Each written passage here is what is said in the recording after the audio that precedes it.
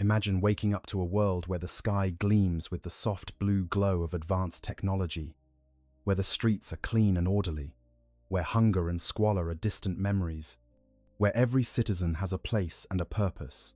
Imagine a society that promises unity, progress, and collective prosperity. Now imagine that you, as a human being, are part of this society, not as a conqueror, not as a master, but as something else entirely, something the Imperium of man would call the worst kind of traitor, something the Tau call Gwevesa, which translates simply to human helper. This is the reality for thousands, perhaps millions, of humans across the Eastern Fringe who have been raised under the rule of the Tau Empire. They are the children and grandchildren of Imperial Guard soldiers left behind after the Damocles Crusade, the descendants of planetary populations who surrendered to Tau forces, the offspring of those who chose collaboration over resistance. They are humans who have never known the Emperor's light, who have never heard the Lectitio Divinitatis, who have never felt the cold embrace of the Adeptus Ministorum. Instead, they were raised under the philosophy of the greater good, taught to serve not humanity's manifest destiny, but a Xenos empire that promises them something the Imperium rarely offers, a future worth living. To understand what it means to be raised by the Tau, we must first understand the Tau themselves. They are a young species by galactic standards, having achieved sentience mere millennia ago, where humanity counts its history in hundreds of thousands of years. They are a species that evolved from hoofed mammals on their homeworld of Tau, developing into bipedal beings with blue-grey skin, flat noses, and distinctive facial slits. But what truly defines the Tau is not their physiology, but their philosophy. The concept of Tauva, the greater good. The greater good is not merely a political system or a military doctrine. It is the foundational principle upon which all Tau society is built. A utilitarian philosophy that holds that the needs of the collective outweigh the desires of the individual. It teaches that every being, regardless of species or origin, has a role to play in the advancement of civilization. It promises that through cooperation and sacrifice, all intelligent species can achieve prosperity and progress together. It is a vision of unity in a galaxy defined by endless war and mutual hatred. The Tau divide themselves into distinct castes, each bred and trained for specific roles. The Fire caste, born with denser bones and greater physical strength, serves as warriors and protectors. The Earth caste, practical and industrious, handles manufacturing, engineering, and agriculture. The Water caste, gifted with persuasive tongues and diplomatic minds, manages communication, trade, and negotiation with other species. The Air caste, tall and slender with hollow bones, pilots the spacecraft that connect the Tau Empire's worlds. And above them all stands the Ethereal caste, mysterious leaders whose very presence inspires unwavering loyalty and whose words carry the weight of absolute authority. This caste system is rigid for the Tau themselves. A Fire caste warrior cannot become an Earth caste engineer. An Air caste pilot cannot join the Water caste diplomatic corps. Your caste is determined by birth, and to question your place is to question the greater good itself. But here is where things become interesting for humans, raised within this system.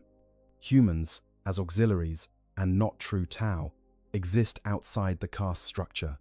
They cannot join any caste, because one must be born Tau to belong to a caste.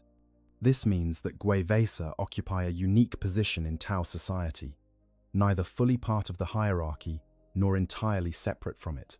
For a child born into this world, a human raised from infancy, knowing nothing of the Imperium or the Emperor, this is simply how things are. The blue-skinned beings who walk the streets are not aliens, but neighbors, teachers, administrators. The philosophy of the greater good is not propaganda, but truth, as fundamental and unquestioned as gravity. The caste system is not oppression, but order, the natural way that civilized beings organize themselves. And the idea that you might be less than your Tau counterparts, that you might face limitations simply because you were born human rather than Tau, is something you may not recognize until much later, if at all. The technological advancement that surrounds these human children is staggering compared to what most Imperial citizens experience. The Tau achieved space travel in just 6,000 years, a rate of progress that took humanity over 200,000 years during our climb from the Stone Age to the Dark Age of technology. Their weapons employ plasma induction technology that makes a standard-issue lasgun look like a primitive flintlock. Their battlesuits are marvels of engineering that allow a single pilot to stand against entire squads of enemy soldiers. Their cities are clean, efficient, and designed with an aesthetic that blends functionality with beauty. For a human child growing up in this environment, the contrast with Imperial life would be impossible to comprehend because they have no frame of reference. They have never seen a hive city where billions are crammed into endless vertical slums, where the air itself is toxic, where children are born, work, and die without ever seeing the sun. They have never experienced the brutal indifference of the Adeptus Administratum, where human life is measured in statistical units and entire worlds can be sacrificed as acceptable losses. They have never felt the fear that comes from living in a theocratic regime where any deviation from orthodoxy can result in execution, torture, or worse. Instead, these Gwevesa children grow up in a society that, on the surface at least, appears to care about their welfare. They receive education, they receive healthcare, they receive purpose and community, and in return, all they must do is accept their place in service to the greater good and acknowledge the wisdom of the ethereals who guide all beings toward collective prosperity. But to truly understand what it means to be raised by the Tau, we must delve deeper. We must explore not just the surface appeal of this alien civilization, but the complex reality that lies beneath. We must examine the journey from childhood to adulthood, the process of education and indoctrination, the daily experiences of life in Tau society, the opportunities and limitations that define the Gwevesa existence. We must confront the uncomfortable truths about what the Tau are willing to do to maintain their empire, and we must understand why, despite everything, many humans choose to stay. This is the story of what it truly means to be human in an empire that was never built for your species, in a philosophy that was never written with your nature in mind, in a future that promises everything except the freedom to chart your own destiny. The path to becoming Gwevesa. The journey of becoming Gwevesa begins in violence and ends in transformation, though the nature of that transformation depends entirely on perspective. For most humans who find themselves under Tau rule, the transition is not chosen but imposed, the result of military conquest, strategic surrender, or simple abandonment by the Imperium they once served. Understanding how humans come to be raised by the Tau requires understanding the brutal mechanics of interstellar war and the complex calculations that determine which populations live, which die, and which are deemed worthy of assimilation into the greater good. The most significant source of Gwevesa populations came from the Damocles Crusade, an imperial military campaign launched in 742 of the 41st millennium to check the expansion of the Tau Empire before it could threaten established imperial territories. The crusade was massive by any standard, comprising dozens of regiments of the Imperial Guard, several Space Marine chapters, and countless support elements. For years, Imperial and Tau forces clashed across multiple star systems, with the fortunes of war swinging back and forth as worlds were taken, lost, and retaken. The Tau proved to be far more formidable opponents than the Imperium had anticipated. Their advanced technology allowed them to inflict devastating casualties on Imperial forces. Their combined arms tactics, utilizing fire warriors, battlesuits, and various alien auxiliaries, confounded Imperial commanders who expected straightforward battles of attrition. Their willingness to withdraw rather than fight to the last defender meant they preserved forces that the Imperium simply ground down through sheer momentum and disregard for casualties. But the Damocles Crusade ultimately ground to a halt, not because the Tau defeated the Imperial forces, but because a far greater threat emerged elsewhere. Hive Fleet Behemoth, a massive Tyranid invasion force, appeared in Imperial space, threatening core worlds of the Imperium with total consumption. Faced with this existential threat, the Administratum made a strategic calculation. The Tau were dangerous but manageable, a localized threat on the eastern fringe. The Tyranids threatened everything. The order came down to withdraw Imperial forces from the Damocles front and redirect them to face the greater Xenos menace. The withdrawal was hasty, brutal, and incomplete. While most Imperial forces managed to extract, some regiments found themselves too deep in Tau-controlled space, too far from pickup zones, or simply forgotten in the chaos of strategic redeployment. The Brimlock Dragoons, a distinguished regiment with a proud history, suddenly found themselves stranded light years from Imperial space with no hope of rescue. Similar fates befell portions of other regiments, naval crews whose ships were destroyed, garrison forces from conquered worlds, and even civilian populations from planets that changed hands during the fighting. These abandoned Imperials faced a stark choice. They could attempt to wage guerrilla warfare against the Tau with dwindling supplies and no hope of reinforcement, a slow death by attrition that would accomplish nothing beyond satisfying the dictates of Imperial doctrine. They could attempt to flee deeper into space, hoping to find an Imperial world willing to accept them despite their status as failed crusaders who survived when they should have died. Or they could accept the offer extended by the Tau Watercast, integration into the Empire in exchange for their lives and the promise of something the Imperium had never offered them, a future. The Watercast diplomats who approached these stranded forces were skilled in the art of persuasion. They did not demand immediate surrender or threaten extermination. Instead, they painted a picture of what life could be like under Tau rule. They spoke of clean cities, where disease and malnutrition were unknown. They described a society where every individual had value and purpose, where technological advancement improved the lives of all citizens, rather than being hoarded by a privileged elite. They pointed out the hypocrisy of the Imperium, which demanded absolute loyalty while treating its soldiers as expendable assets to be thrown at enemies until the bodies piled high enough to claim victory. Most importantly, the Watercast promised that humans could worship their emperor if they chose.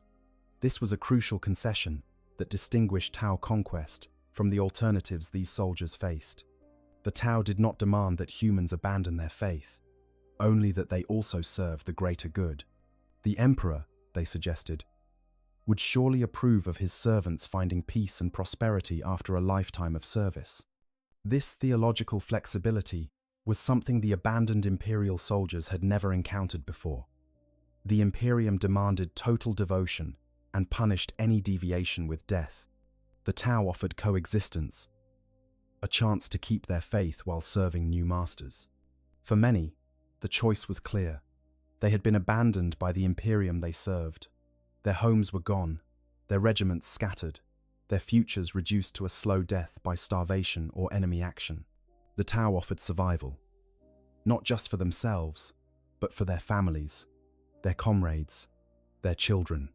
They accepted the terms, laid down their weapons, and became the first generation of Guervesa.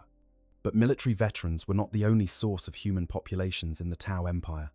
As the Tau expanded through their third, fourth, and fifth spheres of expansion, they encountered numerous human worlds on the fringes of Imperial space. Some of these worlds were well defended and required military conquest. Others were isolated, barely connected to the greater Imperium, struggling to survive on their own resources. And some were disillusioned with Imperial rule, worlds that had sent their tithes and received nothing in return, that had begged for help against raiders and been ignored, that had watched their populations work to death in service of a distant emperor who seemed to care nothing for their suffering. When the Tau arrived at such worlds, the Watercast deployed first. They made contact with planetary governors, merchant guilds, and population centers. They offered trade agreements, promising advanced technology and prosperity in exchange for cooperation. They pointed out that the Imperium had failed these worlds, that Imperial rule brought only suffering and exploitation, that there was another way, and in some cases, these worlds accepted. Governors declared independence from the Imperium and pledged their loyalty to the greater good. The Watercast moved in. The Earthcast began infrastructure improvements, and the Firecast stood ready to protect these new acquisitions from any Imperial attempt at reclamation. The children born on these worlds, or born shortly after their integration into the Tau Empire, form another major population of Guervesa. Unlike the stranded military veterans, These children have no memory of imperial rule. They grow up in cities that bear the mark of Tau influence, where Earth-caste engineers have improved water systems, power generation, and waste management. They attend schools where water-caste instructors teach the principles of the greater good alongside practical skills. They see Tau citizens walking their streets as administrators, traders, and protectors, rather than conquerors. The process of raising these children to be loyal Gwevesa is not left to chance. The Tau understand that biological humans possess certain traits that make them challenging to integrate into a collectivist society. Humans are passionate beings, prone to strong emotions and individual desires. Humans have a capacity for independent thought that the Tau find both valuable and potentially dangerous. Humans possess psychic potential, a trait the Tau themselves lack, which introduces complications the greater good was never designed to address. And humans breed rapidly, with populations that can expand much faster than the slower reproducing Tau. These characteristics mean that simply conquering human populations is not enough. They must be shaped, guided, and carefully managed to ensure they serve the greater good rather than destabilizing it. The process begins in childhood, during the formative years, when identity and worldview are established. This is when the Tau implement their carefully designed programs of education and cultural assimilation, programs that will determine whether these human children grow up to be loyal Gwevesa or potential threats to the order of the empire. The third major source of Gwevesa populations comes from a darker place: the re-education facilities that exist on Tau, worlds where human populations resisted integration. When the Tau conquer a world through military force and the population refuses to accept their new rulers peacefully, the Watercaste and Ethereals have another tool at their disposal. These facilities, which the Tau present as opportunities for education and cultural enlightenment, serve to break down resistance and rebuild individuals as loyal servants of the greater good. The exact methods employed in these re-education facilities remain somewhat mysterious, as the Tau do not publicize their practices, and former inmates rarely speak of their experiences. What is known is that the facilities employ a combination of traditional education, exposure to Tau culture and philosophy, and more direct methods of ensuring compliance. Some sources speak of tranquility wafers, technological devices that induce calm and receptiveness to suggestion. Others mention the presence of ethereals, whose mysterious ability to inspire loyalty in the Tau themselves may extend to humans as well. Those who emerge from re-education facilities are often changed in fundamental ways. They speak of the greater good with genuine conviction. They express gratitude to their Tau administrators for showing them the errors of their former beliefs. They integrate smoothly into Gwevesa society, taking up assigned roles with apparent contentment. Whether this transformation represents genuine conversion or something more sinister is a question that haunts those who study the Tau Empire from the outside. But for the children born to these re-educated populations, the origin of their parents' loyalty is irrelevant. They are simply raised by parents who believe in the greater good and pass those beliefs on to the next generation.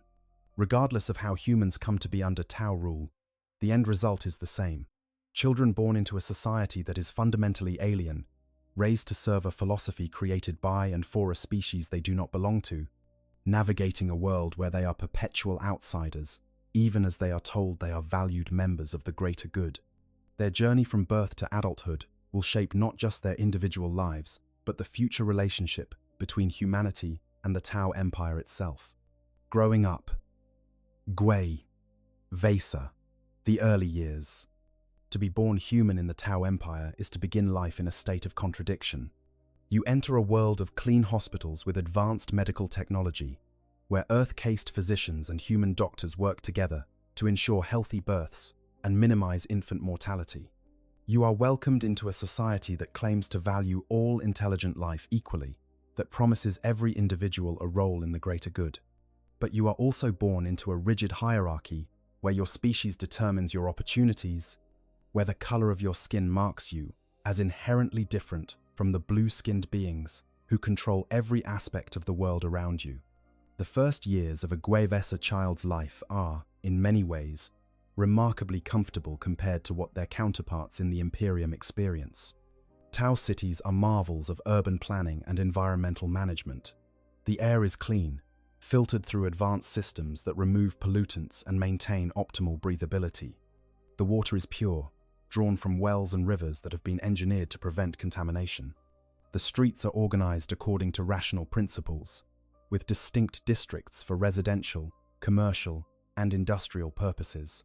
Buildings are constructed with earthquake-resistant materials and climate control systems, providing shelter that adapts to seasonal changes and local conditions. For a human child growing up in this environment, these comforts are simply the baseline of existence. They have never known anything different.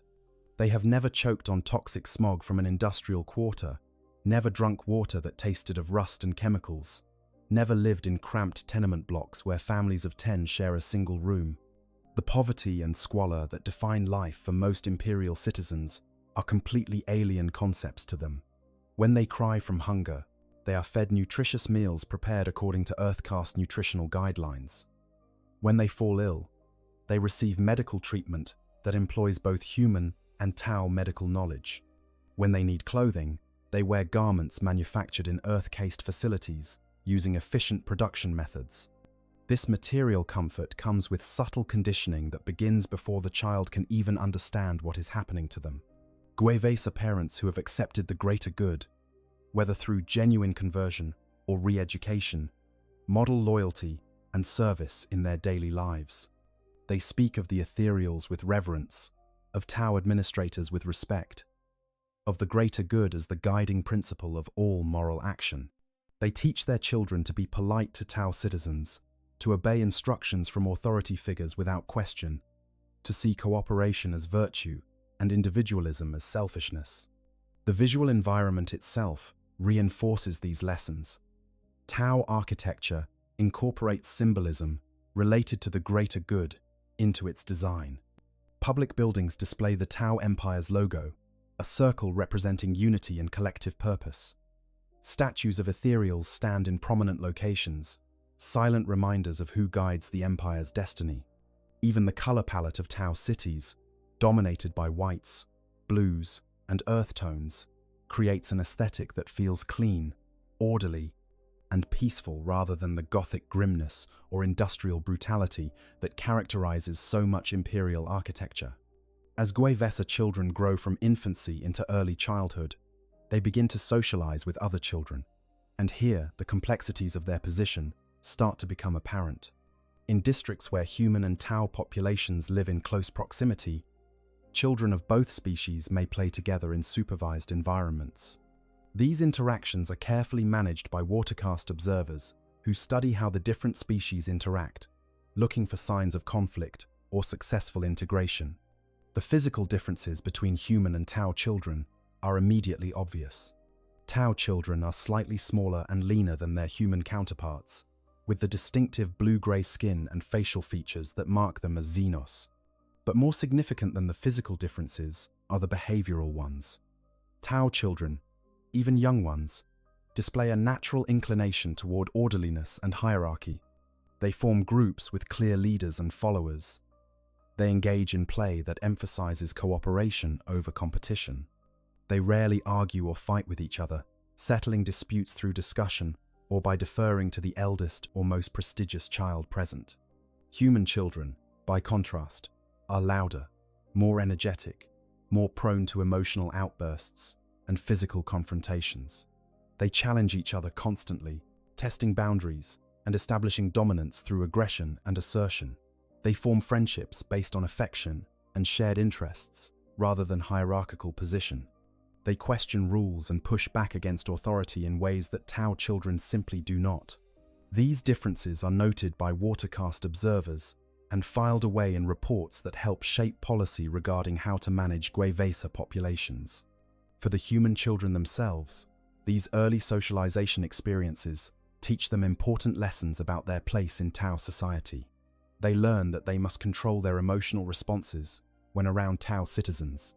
They learn that their natural human behaviors, the loudness and assertiveness and competitive spirit, are seen as crude or primitive by Tau standards.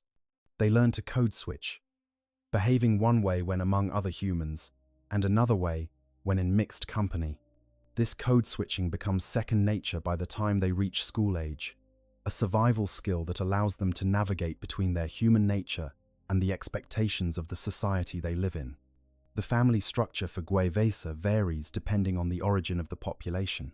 Among the descendants of stranded imperial soldiers, family units often retain something resembling traditional human arrangements, parents and children living together, extended families maintaining connections, marriages based on affection or strategic alliance.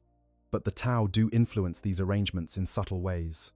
The Earth caste provides housing assignments, determining which families live in which districts based on factors including profession, population density, and integration success rates.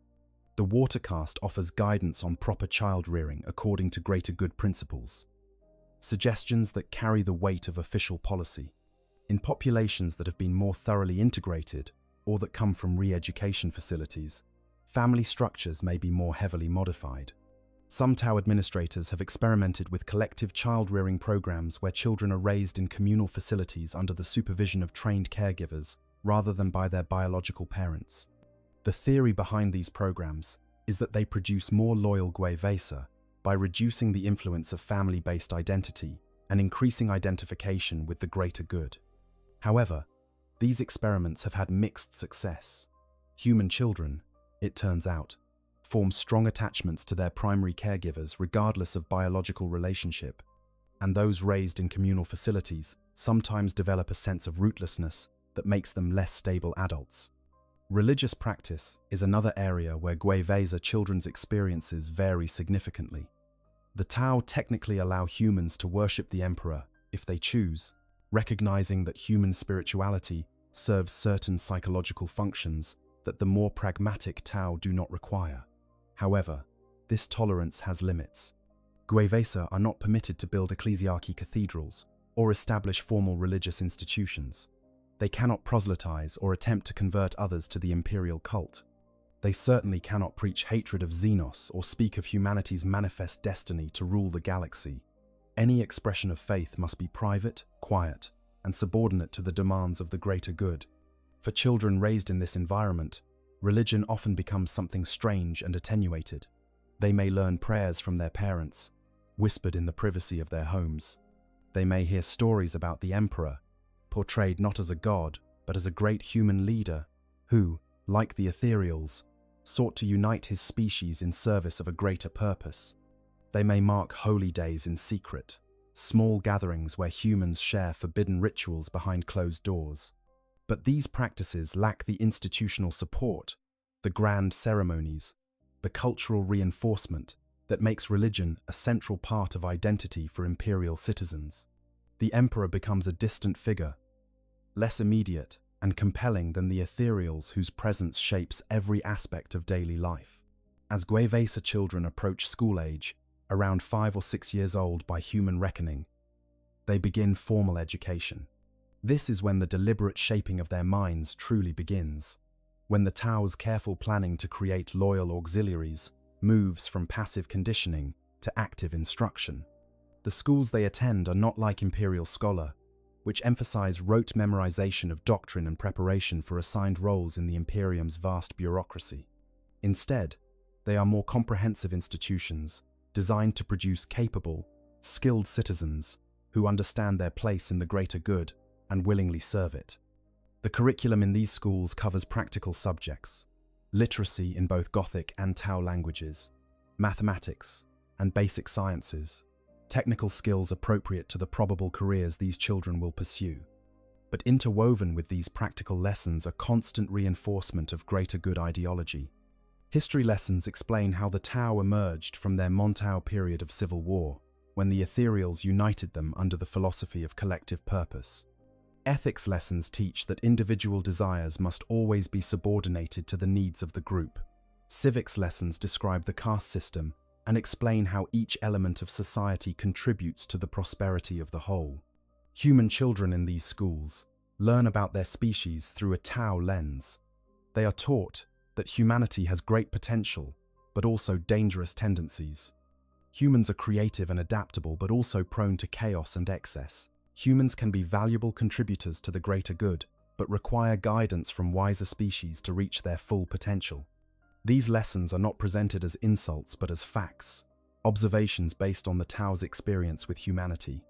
And for children who have no other frame of reference, who have never been told that humanity is the rightful inheritor of the galaxy, or that the Emperor is mankind's only salvation, these lessons shape their fundamental understanding of what it means to be human.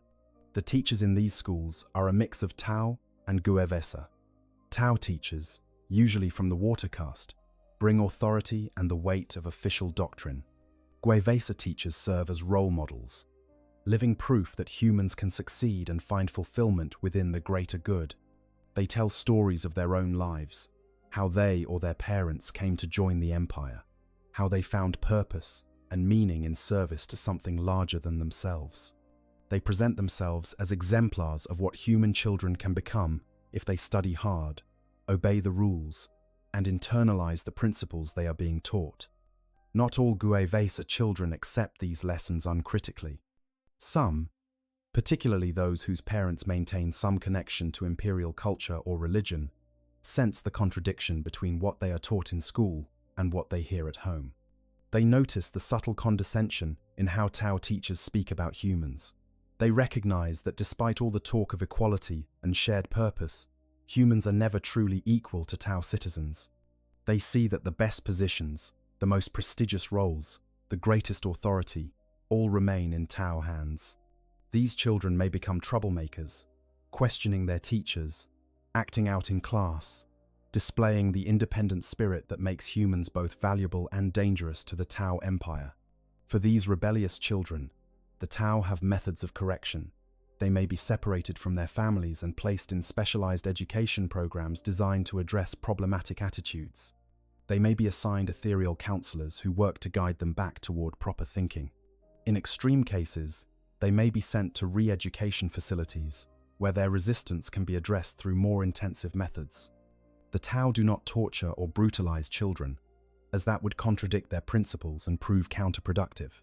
But they do have ways of ensuring compliance, of breaking down resistance and rebuilding young minds according to approved patterns. Most Guevesa children, however, do not rebel. They accept what they are taught because it is all they know. They excel in their studies, demonstrating the adaptability and intelligence that makes humans valuable to the Tao Empire. They form friendships with both human and Tao classmates, learning to navigate the complex social dynamics of a multi-species society. They begin to internalize the greater good, not as propaganda imposed from above, but as natural truth, the way things simply are and should be.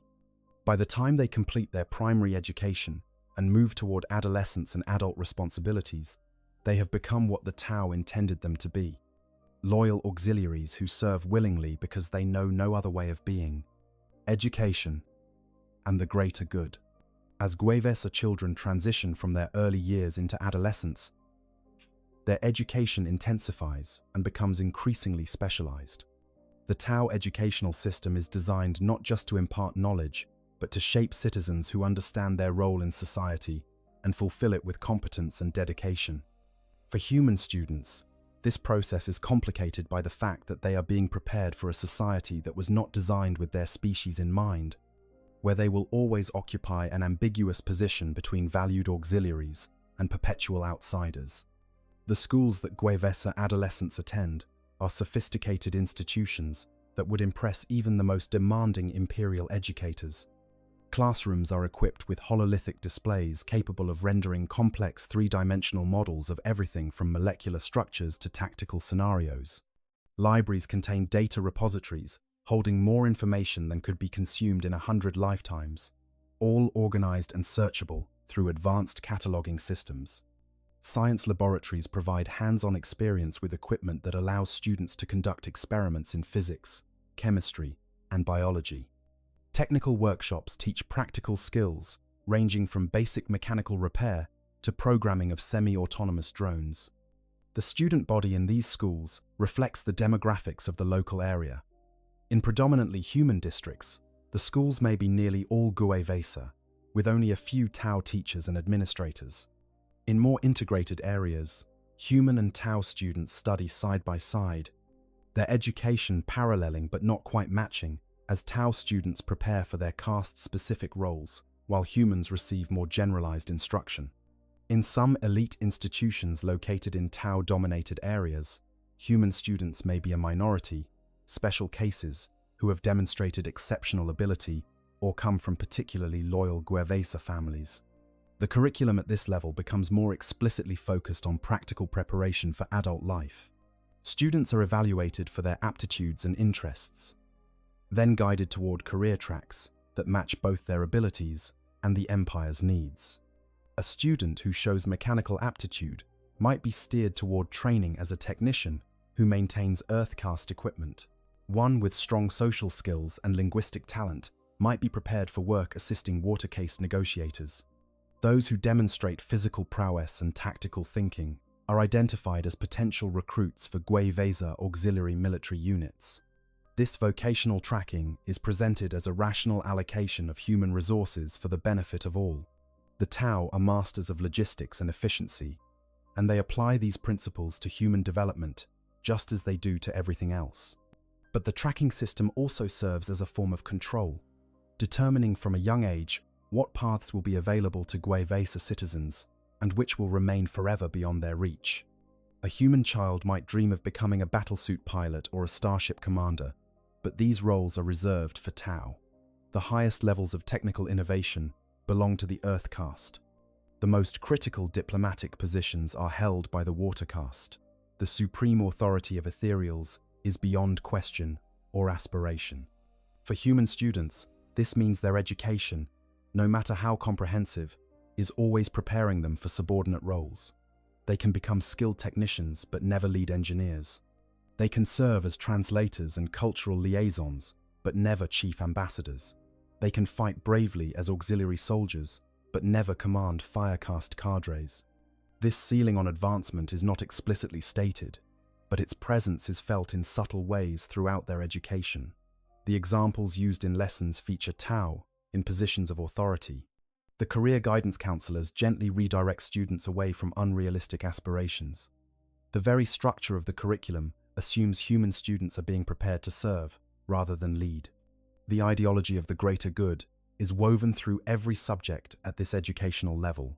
History lessons become more detailed, describing the Tau's 5 spheres of expansion and their encounters with various species. Students learn about the Kroot, savage carnivores, who retain much of their primitive nature but serve the greater good as shock troops and scouts. They study the Vespid, insectoid beings whose biology makes them excellent at aerial combat. They examine the Nikasa, psychic whale-like creatures who serve as navigators and guides. Each of these species is presented as an example of how the greater good can incorporate diverse beings into a functional whole, each contributing their unique strengths. Humans are included in these lessons, though often in ways that are subtly demeaning. The curriculum covers the Damocles Crusade and the humans who chose to join the Empire rather than die in pointless resistance. It discusses various human worlds that have been integrated into the Tau sphere of influence, but the lessons also emphasize human flaws, the violence and xenophobia of imperial culture, the wasteful brutality of human warfare, the superstition and ignorance that keep most humans trapped in darkness. The implicit message is clear. Humans can be valuable contributors to the greater good, but only if they overcome their natural tendencies toward chaos and barbarism under the guidance of more enlightened species. Ethics classes become more sophisticated, moving beyond simple rules about sharing and cooperation to explore deeper philosophical questions about duty, sacrifice, and the nature of the good life. Guevesa students are taught utilitarian calculations, learning to weigh the greatest good for the greatest number. They study case histories, where individual desires conflicted with collective needs, and analyze why the individual was right to surrender their preferences. They explore the concept of voluntary sacrifice, the idea that true happiness comes from subordinating oneself to something larger and more important than personal satisfaction. These lessons are not theoretical abstractions. They are directly relevant to the lives these students will lead. They are being prepared to accept orders that may require them to risk their lives in combat. They are being groomed to feel satisfaction, not from personal achievement, but from fulfillment of assigned duties. They are learning to find meaning in service to the greater good, rather than in the pursuit of individual dreams. For students who have been raised from birth in this system, these ideas feel natural and right. They cannot imagine wanting something different because they have never been taught that different might be possible. Language instruction takes on particular importance at this stage. All GWEVESA students are required to achieve fluency in the Tau language, learning not just vocabulary and grammar, but the cultural concepts embedded in how the Tau communicate. The Tau language lacks words for many concepts that are central to human experience. There is no direct translation for ambition in the selfish sense, only words that describe aspiration towards service. There is no word for mine in the possessive sense, only terms that indicate temporary stewardship of resources. Learning to think in Tau requires adopting, at least partially, a Tau worldview. At the same time, students are taught Gothic, the common language of humanity, throughout the galaxy. This is necessary because many GWEVESA will interact with other humans, whether fellow auxiliaries, prisoners taken in combat, or populations on newly conquered worlds. But the Gothic taught in Tau schools is often a simplified version, stripped of the religious terminology and imperial cultural references that infuse the language as used in the Imperium. Students learn to speak a Gothic that is functional and clear, but culturally neutered, lacking the weight of tradition and faith that makes language powerful. Physical education in these schools prepares students for the demands of adult life in the Empire. Human students train in marksmanship, learning to handle pulse carbines and pulse rifles, the standard weapons issued to GWEVESA auxiliaries. They practice hand-to-hand combat techniques, though they are also taught that close combat is something to be avoided rather than embraced, as the Tau prefer to eliminate enemies at range. They develop endurance and strength through organized exercises and competitive sports.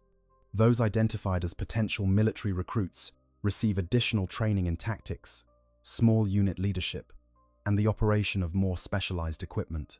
The social dynamics among students at this age become increasingly complex.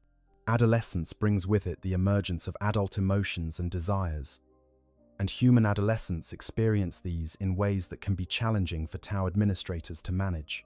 Human teenagers form intense friendships and rivalries. They fall in love, experiencing romantic and sexual attraction that leads to unauthorized relationships. They rebel against authority, testing boundaries and seeking independence. They form cliques and subcultures based on shared interests or backgrounds. The Tau find these behaviors simultaneously fascinating and troubling. Fascination because human emotional intensity and creativity lead to cultural expressions, art, music, and literature that the more restrained Tau admire, even as they struggle to understand. Troubling because uncontrolled emotional bonding and subcultural formation can undermine the careful social engineering the Tau have invested in. A group of GWEVESA teenagers who bond over shared resentment of their subordinate status could become a nucleus of resistance. A romantic relationship between students from families with different attitudes toward the greater good could produce divided loyalties. To manage these dynamics, Tau educators employ a mix of tolerance and control. Social gatherings are permitted but supervised. Cultural expressions are encouraged as long as they align with greater good principles.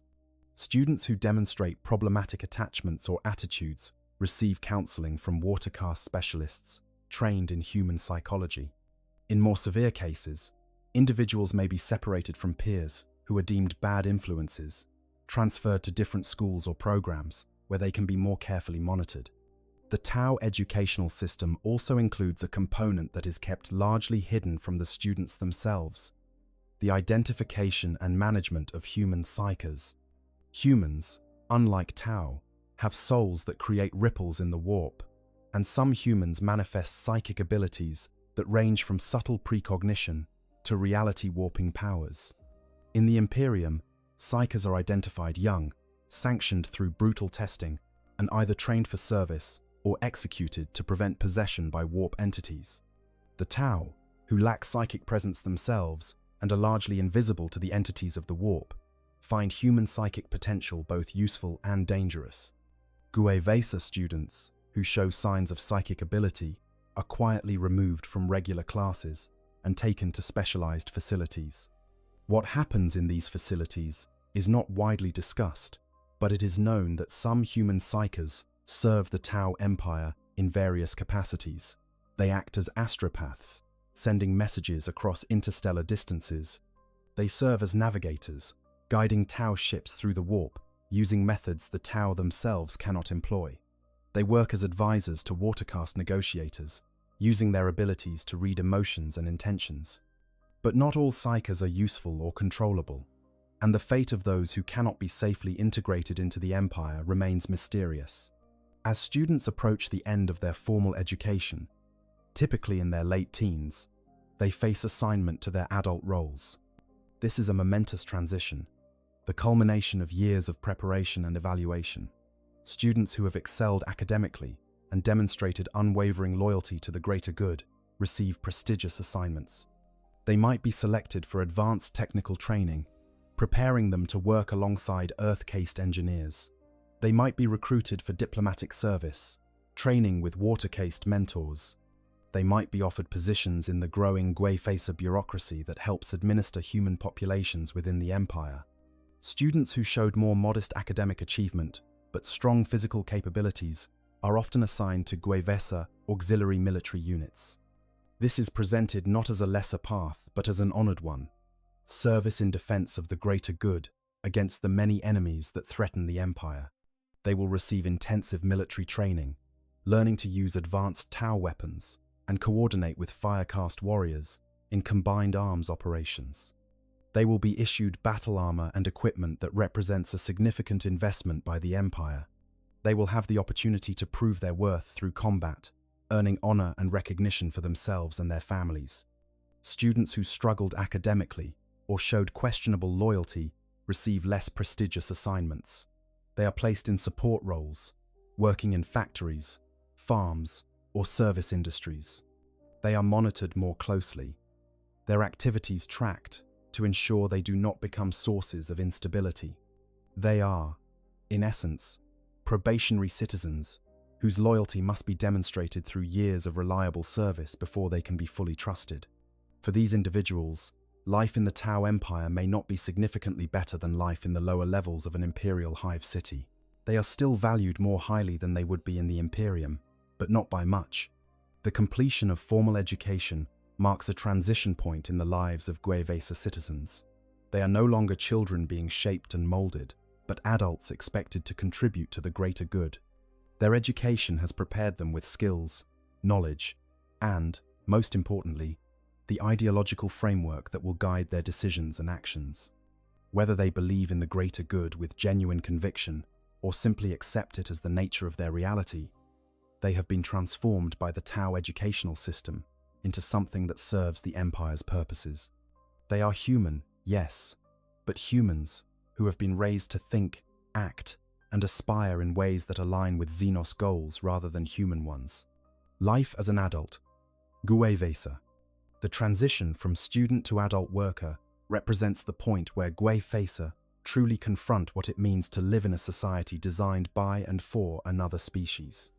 The comfort and structure of childhood give way to the realities of adult life in the Tau Empire, where humans occupy essential but subordinate roles in an economy and social system that will never truly be theirs. For a WH40K raised from birth in this system, these realities may feel natural and acceptable, but they also reveal the fundamental limitations and contradictions inherent in being human in an alien empire. Daily life for most adult WH40K revolves around work. The Tau Empire operates with impressive efficiency, and every citizen is expected to contribute according to their abilities. WH40K workers typically serve in roles that support, but do not compete with Tau castes. They work as technicians, maintaining equipment designed by Earth-caste engineers. They serve as laborers in factories where the complex components of Tau technology are assembled. They staff administrative positions in the bureaucracies that manage human populations. They provide cultural interpretation and language services for watercaste diplomats dealing with other human communities. The working conditions in these roles vary considerably, but are generally superior to what equivalent workers experience in the Imperium. Tau management principles emphasize efficiency, which means providing workers with adequate rest, nutrition, and medical care to maintain productivity. The standard work cycle might be 8 hours of labor, 8 hours of personal time, and 8 hours for sleep, repeated in regular patterns that allow workers to plan their lives. Factories are climate-controlled and maintain safety standards designed to prevent injury and loss of skilled personnel. Break rooms provide nutritious food, not the nutrient paste or recycled protein that sustains most Imperial workers, but actual meals with vegetables, proteins, and flavors. Pay in the Tau Empire takes the form of resource credits that workers can exchange for goods and services. The system is designed to ensure that everyone's basic needs are met, while also rewarding exceptional performance and critical skills with additional credits. A Guevesa technician might earn enough credits to afford a comfortable apartment, regular meals, medical care, and some leisure activities. An exceptional worker might save enough for better housing, luxury items, or support for extended family. Those in specialized or dangerous roles, such as auxiliary soldiers, receive hazard pay that recognizes their additional contributions to the greater good. However, there is a ceiling on Guevesa prosperity that becomes increasingly apparent as humans advance in their careers. The best housing, located in districts closest to Tau administrative centers and offering the finest amenities, is reserved for Tau citizens. The most advanced consumer technology is available first to Tau, with simplified versions eventually filtering down to auxiliary populations. The highest paying positions remain in Tau hands, meaning that no matter how skilled or dedicated a Guevesa worker becomes, they will never achieve the material comfort available to an average Tau professional. This economic stratification is justified through greater good ideology. The argument goes that Tau, being the species that developed the technology and philosophy that benefits all, naturally occupy positions of greater responsibility and therefore merit greater material rewards.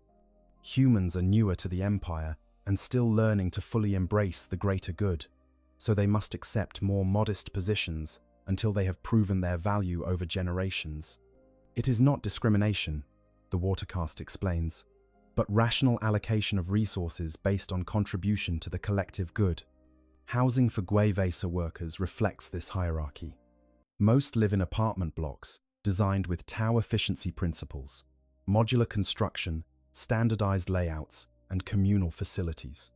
An average Guevesa family might occupy a 2-room apartment with sleeping quarters, a living space, and access to shared bathroom and kitchen facilities.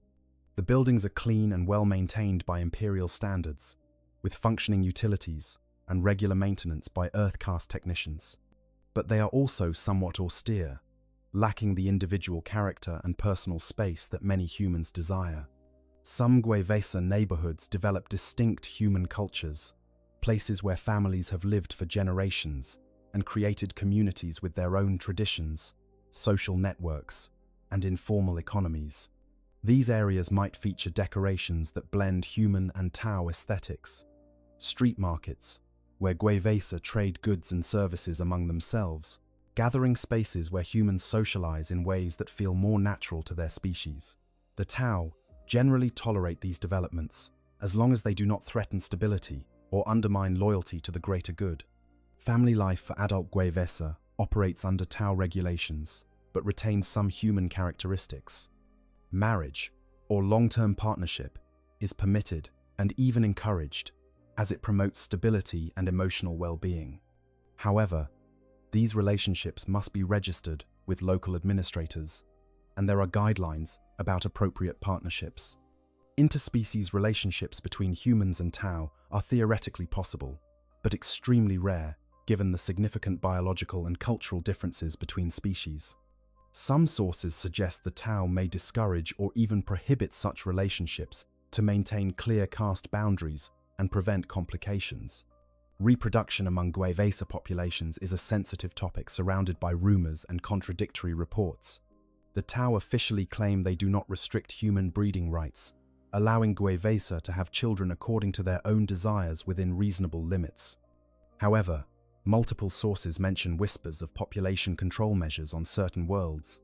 The Dark Crusade campaign ending suggested that human birth rates on Cronus plummeted to around 5% after Tau occupation, though whether this was due to active sterilization, environmental factors, or propaganda is unclear. Some reports mention re-education facilities employing chemical methods that affect fertility. Others speak of gender-separated housing for certain populations, or mandatory contraceptive measures for those deemed unsuitable for reproduction. The truth likely varies by location and circumstances. On worlds where Gwevesa populations are well established and fully integrated, families may reproduce freely, with only standard population planning measures. On newly conquered worlds, or among populations showing resistance, the Tau may employ more restrictive measures, justified as temporary stabilization tactics. On worlds where humans vastly outnumber Tau, population controls might be implemented to prevent humans from overwhelming the Tau minority through sheer demographic pressure. The Tau frame any such measures not as oppression, but as rational resource management, ensuring that population growth matches available resources and employment opportunities. For Gwevesa, who have grown up in the system and accept its premises, these controls might seem reasonable or even beneficial. They have been taught that the greater good requires strategic thinking about population dynamics. They understand that unlimited population growth could strain resources and reduce quality of life for everyone. They believe that the ethereals and administrators make these decisions based on comprehensive data and with the collective welfare in mind. But for those who retain some connection to human cultural traditions that value large families and unrestricted reproduction, these policies represent a fundamental assault on human autonomy and dignity. Leisure time in the Tau Empire is considered important for maintaining worker morale and preventing burnout. Gwevesa have access to various recreational activities, though these are shaped by Tau cultural values and greater good ideology. Public spaces feature parks and gardens maintained by Earth-caste horticultural specialists, providing pleasant environments for relaxation. Entertainment facilities offer holographic performances, martial arts exhibitions, and educational programs that combine enjoyment with subtle ideological reinforcement. Sports leagues allow Gwevesa to compete in team activities that emphasize cooperation and strategic thinking over individual achievement. Cultural production among Gwevesa populations represents an interesting fusion of human creativity and Tau influence. Human artists create music, visual art, and literature that reflects their experiences in the Empire. However, these works are subject to review by watercaste censors who ensure they do not promote individualism, rebellion, or nostalgia for the Imperium. Approved works often celebrate themes of unity, sacrifice for the greater good, the wisdom of ethereal guidance, and the benefits of multi-species cooperation. Art that critiques the Tau Empire or expresses longing for human independence would never receive approval for public display. Despite censorship, Gwevesa culture develops in ways that distinguish it from both imperial human culture and Tau culture. A distinct musical style might emerge that blends human melodic traditions with Tau harmonic structures. Visual artists might create works that use Tau geometric precision to depict human emotional experiences. Writers produce stories about humans navigating life in a multi-species empire, tales that feel more nuanced and authentic than approved propaganda, but still generally support the greater good narrative. This culture serves the important function of giving Gwevesa a sense of identity and community while remaining within acceptable boundaries set by their Tau rulers. Religious practice remains the most sensitive area of Gwevesa cultural life. The Tau technically permit humans to maintain their faith in the Emperor, but only in strictly constrained forms. There are no grand cathedrals or public displays of devotion. No priests openly preach the imperial creed. No ecclesiarchy officials maintain the orthodoxy of belief. Instead, faith becomes a private matter practiced in homes or small community gatherings. Families might maintain small shrines to the Emperor, hidden in closets or back rooms. Groups of believers might meet quietly to share prayers and remember the old ways. Some Gwevesa serve as informal spiritual leaders, keeping alive traditions and teachings passed down from parents who remembered imperial rule. The Tau monitor these religious activities closely. They understand that human spirituality serves psychological functions and that attempting to completely suppress it might backfire. But they also fear that religious devotion to the emperor could become a rallying point for resistance or a justification for rejecting the greater good. Watercast observers infiltrate religious gatherings, watching for signs of problematic ideology. Gwevesa, who preach that humans should rule over Xenos, or that the emperor demands resistance to alien authority, are quickly identified and sent for re-education. The faith that survives is one that has been carefully pruned, retaining its emotional resonance while losing its revolutionary potential. For many, Gwevesa raised in the system, the emperor becomes a vague and distant figure, less immediately relevant than the ethereals who actually shape their lives.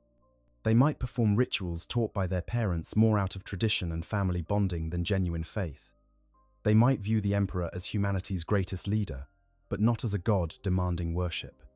They might even synthesize their faith with greater good ideology, arguing that the emperor would approve of humans finding peace and prosperity within the Tau Empire. That service to the greater good is compatible with honoring humanity's greatest hero. This syncretic faith troubles neither the Tau, who see it as harmless, nor the Imperium, which would consider it the worst kind of heresy.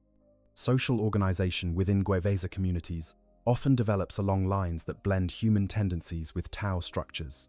Informal hierarchies emerge based on age, experience, and contribution to the community. Respected elders, who remember the early days of integration, might serve as advisors and mediators. Successful workers who have earned honors and advancement become role models for younger Gwevesa. Veterans of auxiliary military service form associations that maintain bonds forged in combat. These social structures provide Gwevesa with a sense of place and status within their communities, fulfilling human needs for recognition and belonging. However, these human-generated hierarchies exist entirely within the framework of Tau authority. No Gwevesa community leader has power that extends beyond their immediate social circle. No human organization can challenge decisions made by Tau administrators. The most respected Gwevesa elder still holds less authority than the most junior Tau official. This reality is reinforced through constant reminders of who truly holds power: the Tau symbols that dominate public spaces, the presence of Tau administrators in important positions, the ultimate authority of ethereals whose word cannot be questioned. The constant awareness of being second-class citizens affects different Gwevesa in different ways. Those who fully accept greater good ideology see their subordinate position as temporary and changeable. They believe that through exceptional service and complete loyalty, they and their descendants might eventually be fully accepted as equal contributors to the empire. They internalize Tau explanations that current inequalities reflect historical circumstances rather than inherent worth. They take pride in serving the greater good even from a subordinate position, finding meaning in contribution rather than status. Others develop a more complex relationship with their position.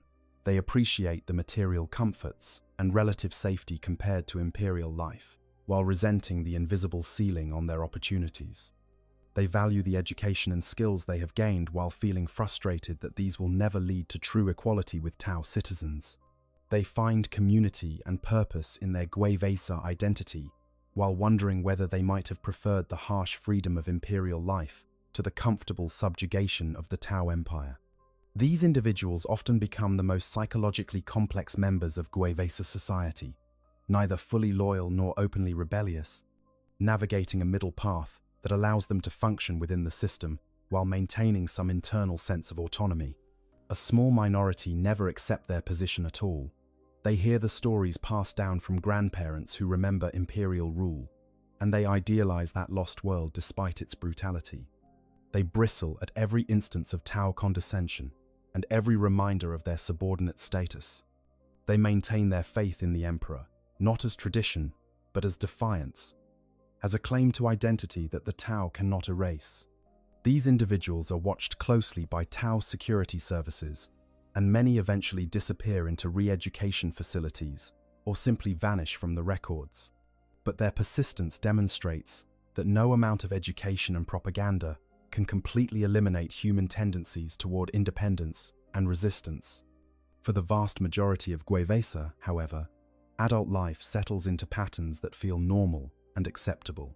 They work at their assigned jobs, raising families, participating in approved recreational activities, maintaining their communities, and generally making the best of their circumstances. They are not necessarily happy in a profound sense, but they are also not miserable. They have found ways to create meaning and satisfaction within the constraints of life in an alien empire. They are survivors, adapters, humans doing what humans have always done, making home in whatever world they find themselves, even when that world was built by and for others. The military path. Gwevesa auxiliaries. Among the various roles that Gwevesa can occupy within the Tau Empire, none is more visible or carries more symbolic weight than service in the auxiliary military forces. Gwevesa soldiers represent both the greatest promise and the greatest danger of human integration into the greater good. They are proof that humans can fight effectively alongside Tau forces, contributing their unique strengths to military operations. But they are also potential threats, armed and trained individuals who might turn those weapons against their Tau commanders if loyalty ever falters. The path of the Gwevesa auxiliary warrior illuminates both the opportunities and the limitations inherent in being human within the Tau Empire. The recruitment of Gwevesa for military service begins during their education. Physical education instructors identify students who demonstrate appropriate qualities: strength, endurance, quick reflexes, tactical thinking, and perhaps most importantly, unwavering acceptance of authority. These students receive additional training and evaluation, preparing them for the possibility of military service. Unlike the Imperium, which often simply conscripts populations wholesale or uses penal legions as expendable troops, the Tau select their Gwevesa auxiliaries more carefully. They want soldiers who will fight effectively and remain loyal under pressure, not broken conscripts who flee at the first opportunity. When a young Gwevesa is formally recruited into auxiliary service, they enter an intensive training program designed to transform civilians into soldiers. This training is overseen by both fire-cased instructors and veteran Gwevesa who have proven themselves in combat. The program covers all aspects of modern warfare, as practiced by the Tau Empire. Marksmanship, with pulse rifles and pulse carbines, the Tau's signature plasma-based weapons that make Imperial lasguns look primitive. Small unit tactics emphasizing fire and movement coordinated with supporting elements. Communication protocols, allowing auxiliaries to work seamlessly with Tau forces. Maintenance and repair of issued equipment. And, critically, ideological reinforcement about the importance of their service to the greater good. The physical training is rigorous, pushing recruits to develop the endurance and strength necessary for combat operations. Unlike Space Marines or Tempestus Scions, Gwevesa auxiliaries remain baseline humans without biological enhancements or extensive augmentation. They must rely on their natural abilities, disciplined training, and superior equipment to compete with the various threats they will face. The training regime includes forced marches carrying full combat loads, obstacle courses that simulate battlefield conditions, live fire exercises with actual ammunition, and close combat training for the situations where their preferred long-range engagement fails. Psychological conditioning is equally important. Recruits are indoctrinated with fire-cast warrior philosophy adapted for human psychology. They learn that their individual survival is less important than accomplishing the mission and serving the greater good. They are taught to view combat as a calculated application of force rather than an emotional experience, to maintain discipline and coordination even under intense pressure. They watch recordings of previous battles, analyzing successful operations, and studying where lack of discipline led to failure. They hear lectures from ethereals about the sacred duty of defending the Empire against the many enemies that threaten it. The equipment issued to trained Gwevesa auxiliaries represents a significant upgrade from what they would receive in Imperial forces. The standard loadout includes a pulse rifle, or pulse carbine, weapons that fire plasma pulses, capable of penetrating standard armor at ranges where lasguns would be ineffective. The distinctive cracking sound of pulse weapons becomes as familiar to these soldiers as their own heartbeats. They also receive pulse pistols as sidearms, EMP grenades for disabling enemy vehicles and shields, photon grenades that emit blinding flashes, and in some cases, marker lights that designate targets for supporting fire from Tau units. Their armor is less impressive than Fire Warrior combat armor, but still substantial. Gwevesa auxiliaries typically wear reinforced combat suits offering protection against small arms fire and shrapnel, while maintaining the mobility necessary for their tactical role. Some elite units receive more advanced armor, incorporating limited shield generators or stealth systems. Helmets include basic heads-up displays, providing tactical information, communication systems, and environmental protection. The armor bears the symbols of the Tau Empire and the specific sept that the unit serves, marking these soldiers as official auxiliaries rather than irregular fighters. The organization of Gwevesa auxiliary units follows Tau military doctrine with adaptations for human requirements. A basic squad consists of 10 to 12 soldiers, led by a Gwefesawi, a sergeant who has demonstrated leadership ability and earned the trust of Firecast commanders. Several squads combine to form a Gwevesala, equivalent to a Tau strike team, commanded by a Gwevesavra officer. Multiple auxiliary units operate together under the command of Gwevesa L, senior human officers who coordinate with Tau Shasso commanders in planning and executing operations. The tactical role of Gwevesa auxiliaries emphasizes their strengths while acknowledging their limitations. They excel at holding positions, providing suppressing fire, clearing buildings and fortifications, and operating in environments or situations where Firecast deployment would be inefficient. They serve as light infantry, more numerous and expendable than Fire Warriors, but better equipped and trained than the savage Kroot auxiliaries. In combined operations, Gwevesa forces often advance ahead of Fire Warrior cadres, drawing enemy fire and identifying strong points that can then be destroyed by the heavier weapons of their Tau counterparts. The relationship between Gwevesa auxiliaries and Fire Warriors is complex and varies considerably depending on the attitudes of individual commanders and the history of the units involved. At best, there is mutual professional respect. Fire Warriors recognize that Gwevesa auxiliaries can fulfill roles that their own doctrine and equipment are not optimized for. They appreciate the courage it takes for baseline humans without biological enhancements to face the horrors of the 41st millennium. In turn, Gwevesa soldiers respect the discipline and technological prowess of Fire Warriors, viewing them as allies in service to a common cause. At worst, there is condescension and resentment. Some Fire Warriors view Gwevesa as crude and impulsive, prone to emotional responses that compromise tactical efficiency. They may treat human auxiliaries as expendable assets to be deployed in high-risk situations, consciously or unconsciously accepting higher Gwevesa casualties than they would tolerate among their own forces. Gwevesa soldiers, in turn, may resent the better equipment, safer positions, and greater respect accorded to Fire Warriors. They may feel they are being used as cannon fodder, spending their lives to preserve more valuable Tau assets. Combat experience rapidly sorts Gwevesa auxiliaries into those who survive and those who do not. The 41st millennium offers no shortage of enemies to face. Greenskin raiders, with their savage cunning and overwhelming numbers, test the discipline of auxiliary units, forced to hold positions against endless tide of bellowing warriors. Chaos cultists and renegade humans provide bitterly ironic matchups where Gwevesa must kill other humans fighting for causes they are taught to despise. Necron tomb complexes awaken, sending ancient machines of death against auxiliaries whose pulse rifles can barely scratch their living metal forms.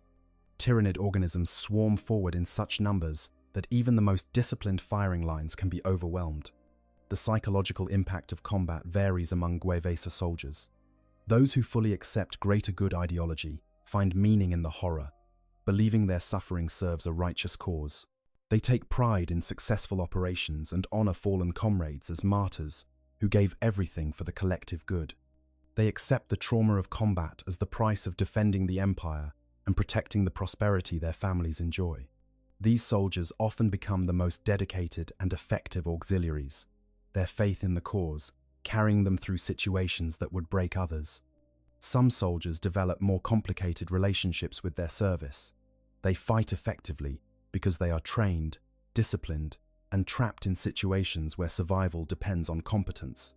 But they harbor doubts about the cause they serve and resentments about their treatment. They see fire warriors retreating from positions while auxiliaries are ordered to hold at all costs. They watch Tau commanders sacrifice human lives to preserve Tau assets. They hear the subtle condescension in how Firecast officers speak about their human troops. These soldiers do their duty but build up emotional debt that may eventually come due.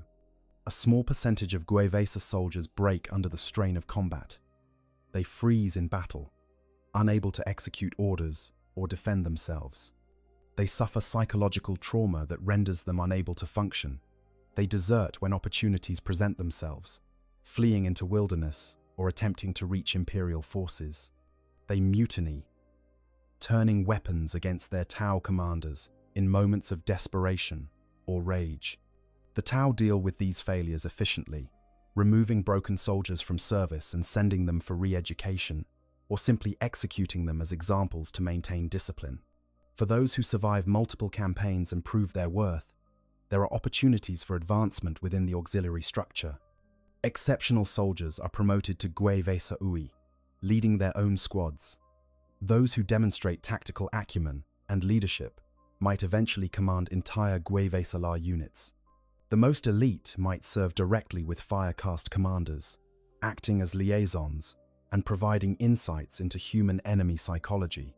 Some earn the privilege of piloting auxiliary battlesuits, specially designed for human physiology, though these are crude compared to the advanced crisis suits reserved for Firecast elites.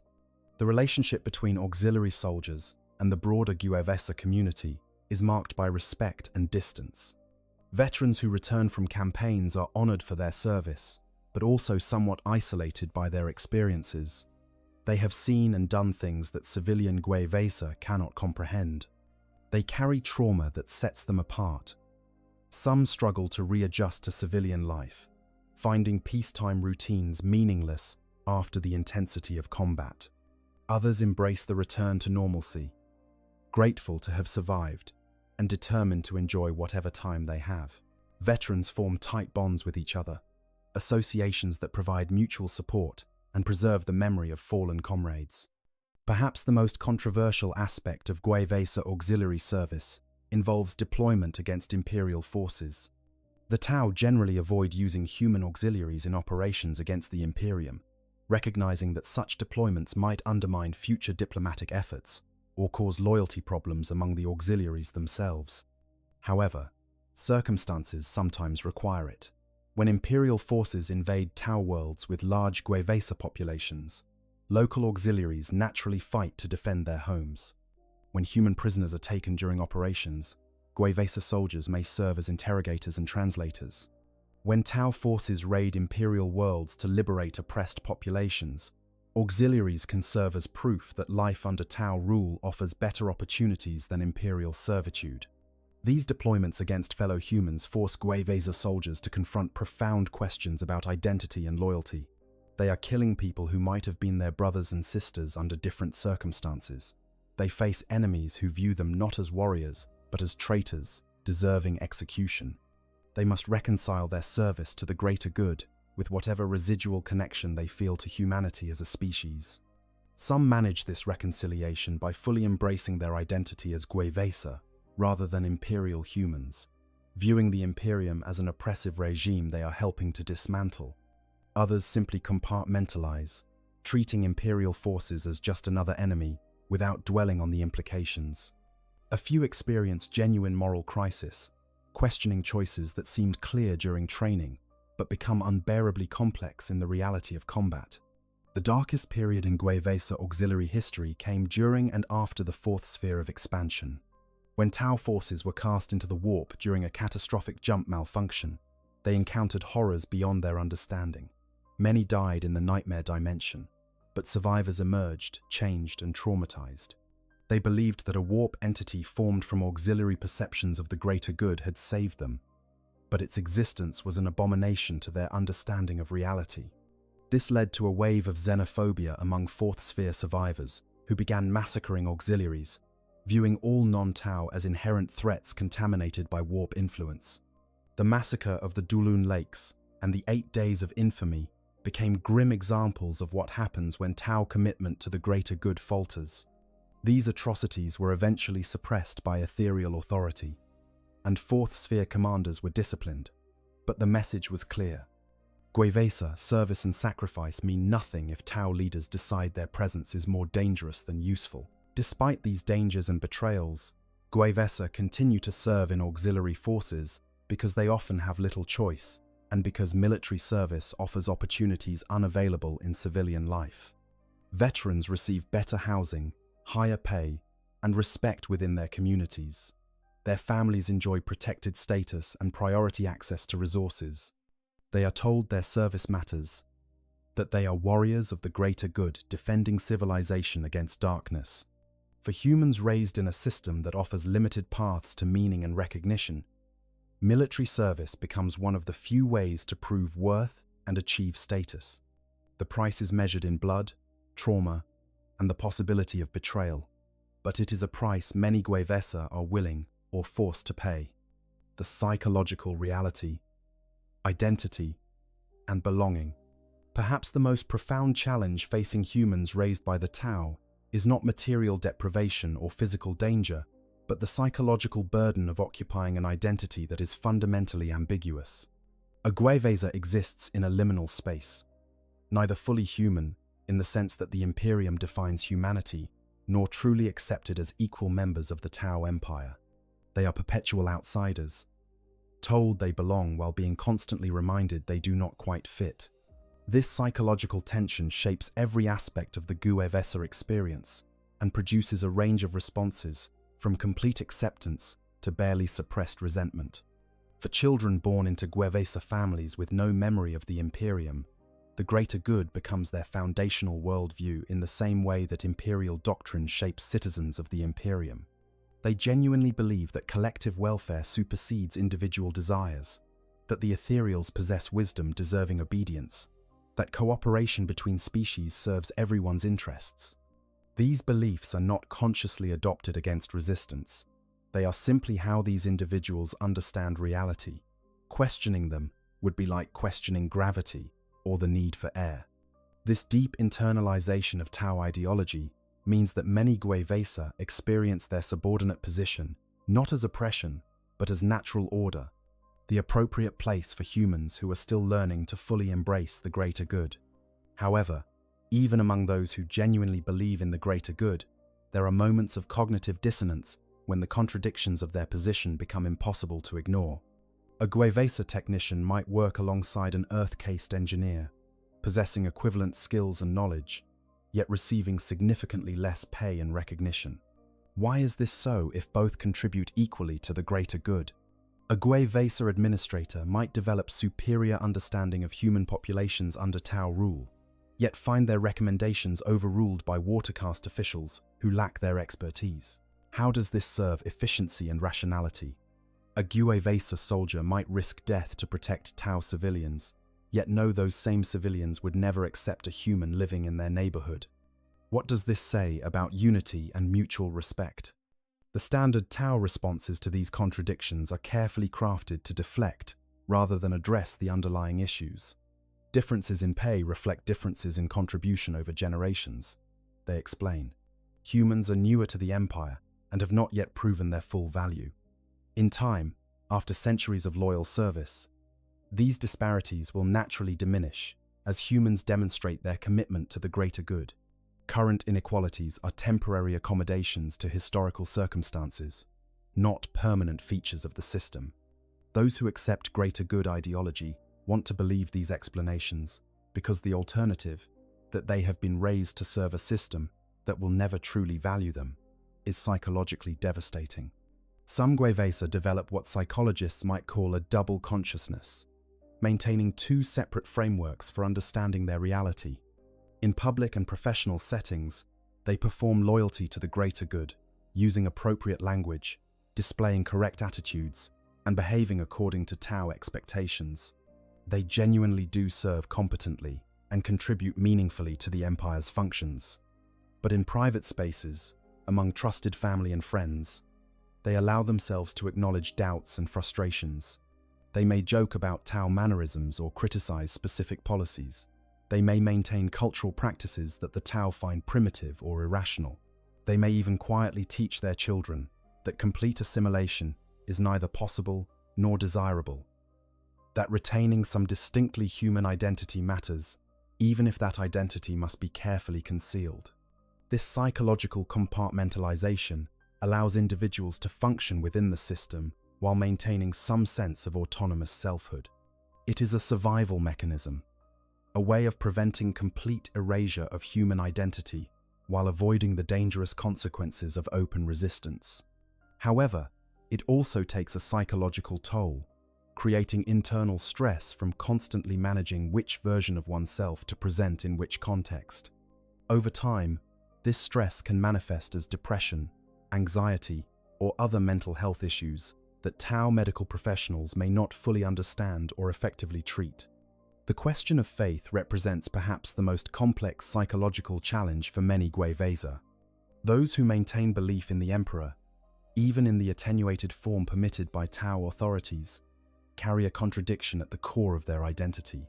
The Emperor of mankind, according to Imperial doctrine, intended humanity to rule the galaxy and purge all Xenos. Serving alien masters directly contradicts his supposed vision.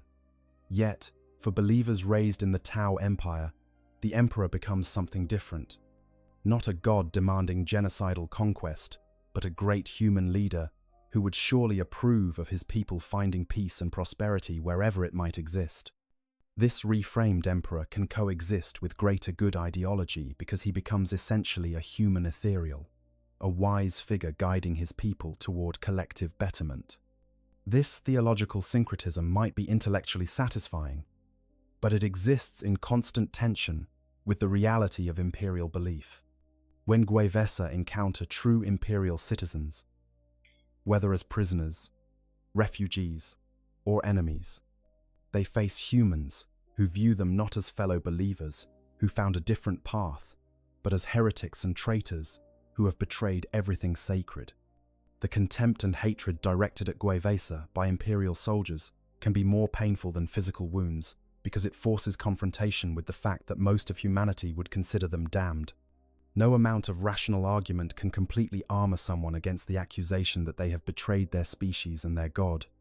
For Gwevesa who have abandoned faith entirely, or who were raised without it, different psychological challenges emerge. Without religious identity as an anchor, these individuals may struggle to articulate what makes them human, rather than simply Tau auxiliaries with human bodies. They have embraced the greater good but cannot fully integrate into Tau culture because they lack the biological and psychological characteristics that make one truly Tau. They exist in a cultural no man's land, neither traditionally human nor acceptably Tau, sometimes feeling they belong nowhere at all. The experience of Gwevesa who travel beyond their immediate communities or who serve in military forces provides particularly acute psychological challenges. These individuals encounter the broader galaxy and must confront how others view them.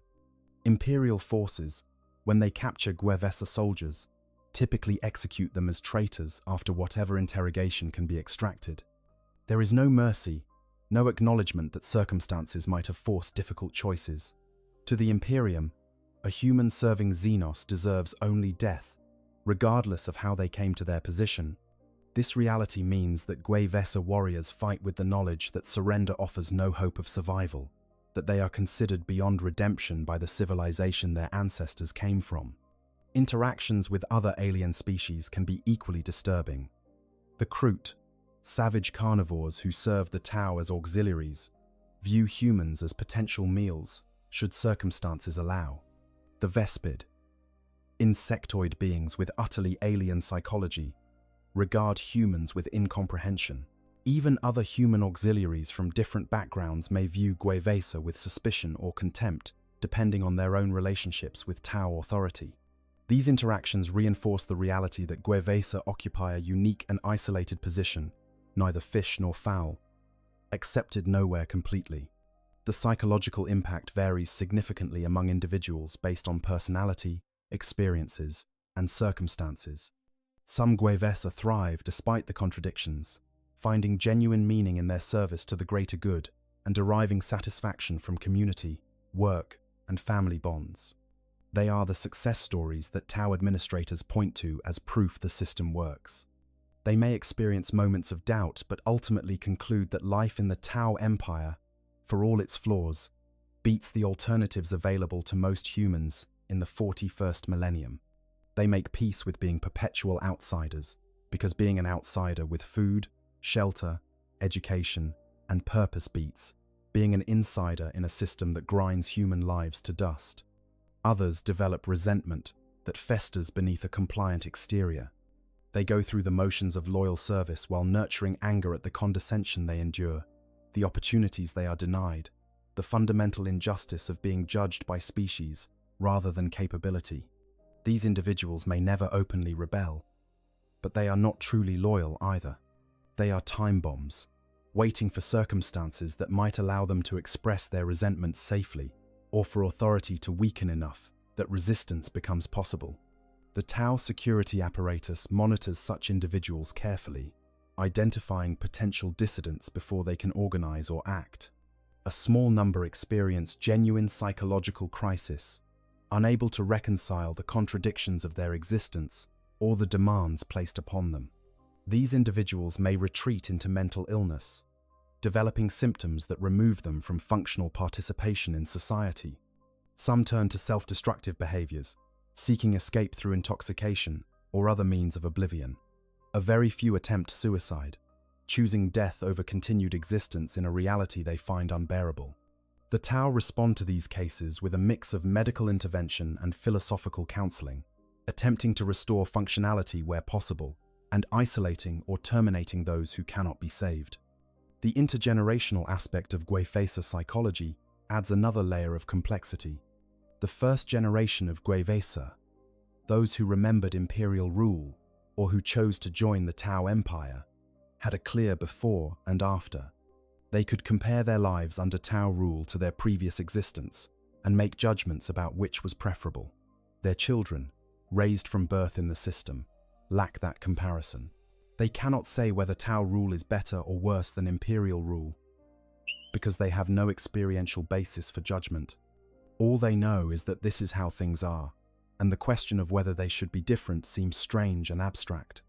This generational shift serves Tau interests, because each successive generation of Gwevesa is more thoroughly integrated into the greater good ideology and less likely to question their subordinate position. But it also produces individuals who lack the historical memory and cultural grounding that makes identity robust and resistant to manipulation. These later generation Gwevesa are in some ways easier to control because they have been more completely shaped by Tau systems. But they are also more fragile, lacking the psychological resilience that comes from maintaining some connection to a deeper human cultural tradition.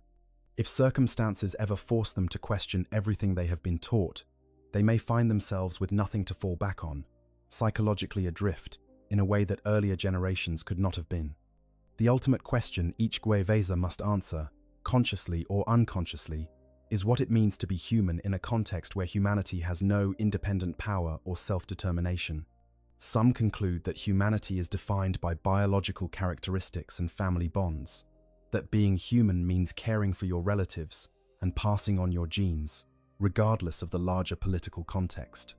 Others believe humanity is defined by certain values, freedom, dignity, self-determination, and that serving Xenos masters means ceasing to be truly human, even if one retains human DNA. Most muddle through somewhere in between, trying not to think too deeply about philosophical questions that have no satisfying answers, focusing instead on the immediate concerns of daily life and the relationships that provide meaning and comfort. Relationships across the divide. The relationships between Gwevesa and Tau citizens form a complex web of interactions ranging from genuine friendship to barely concealed mutual contempt. These relationships reveal both the possibilities and the limits of the Tau Empire's vision of multi-species cooperation.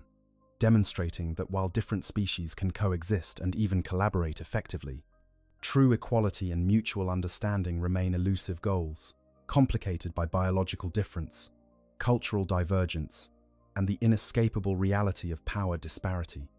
In the workplace, where Gwevesa and Tau interact most regularly, relationships are governed by professional protocols and reinforced by institutional hierarchies. A Gwevesa technician, working under the supervision of an Earth caste engineer, might develop cordial relations with their Tau supervisor, characterized by mutual respect for each other's competence and dedication to completing tasks efficiently. The Earth caste engineer appreciates the human's creativity and willingness to work long hours. The Gwevesa technician respects the Tau's superior technical knowledge and systematic approach to problem solving. Within the bounds of their professional roles, they function as an effective team. However, this workplace relationship rarely extends beyond professional boundaries into genuine friendship. When the workday ends, the Earth-caste engineer returns to their well-appointed quarters in a Tau-dominated district, while the Gwevesa technician heads to their more modest accommodation in a human neighborhood. They do not socialize outside of work, do not share meals in each other's homes, do not discuss personal matters or intimate concerns. The relationship is productive and pleasant, but constrained by the unbridgeable gap between their respective positions in the social hierarchy.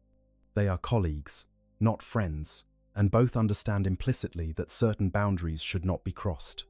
The attitudes of individual Tau toward Gwevesa vary considerably depending on caste, personal disposition, and level of interaction with humans.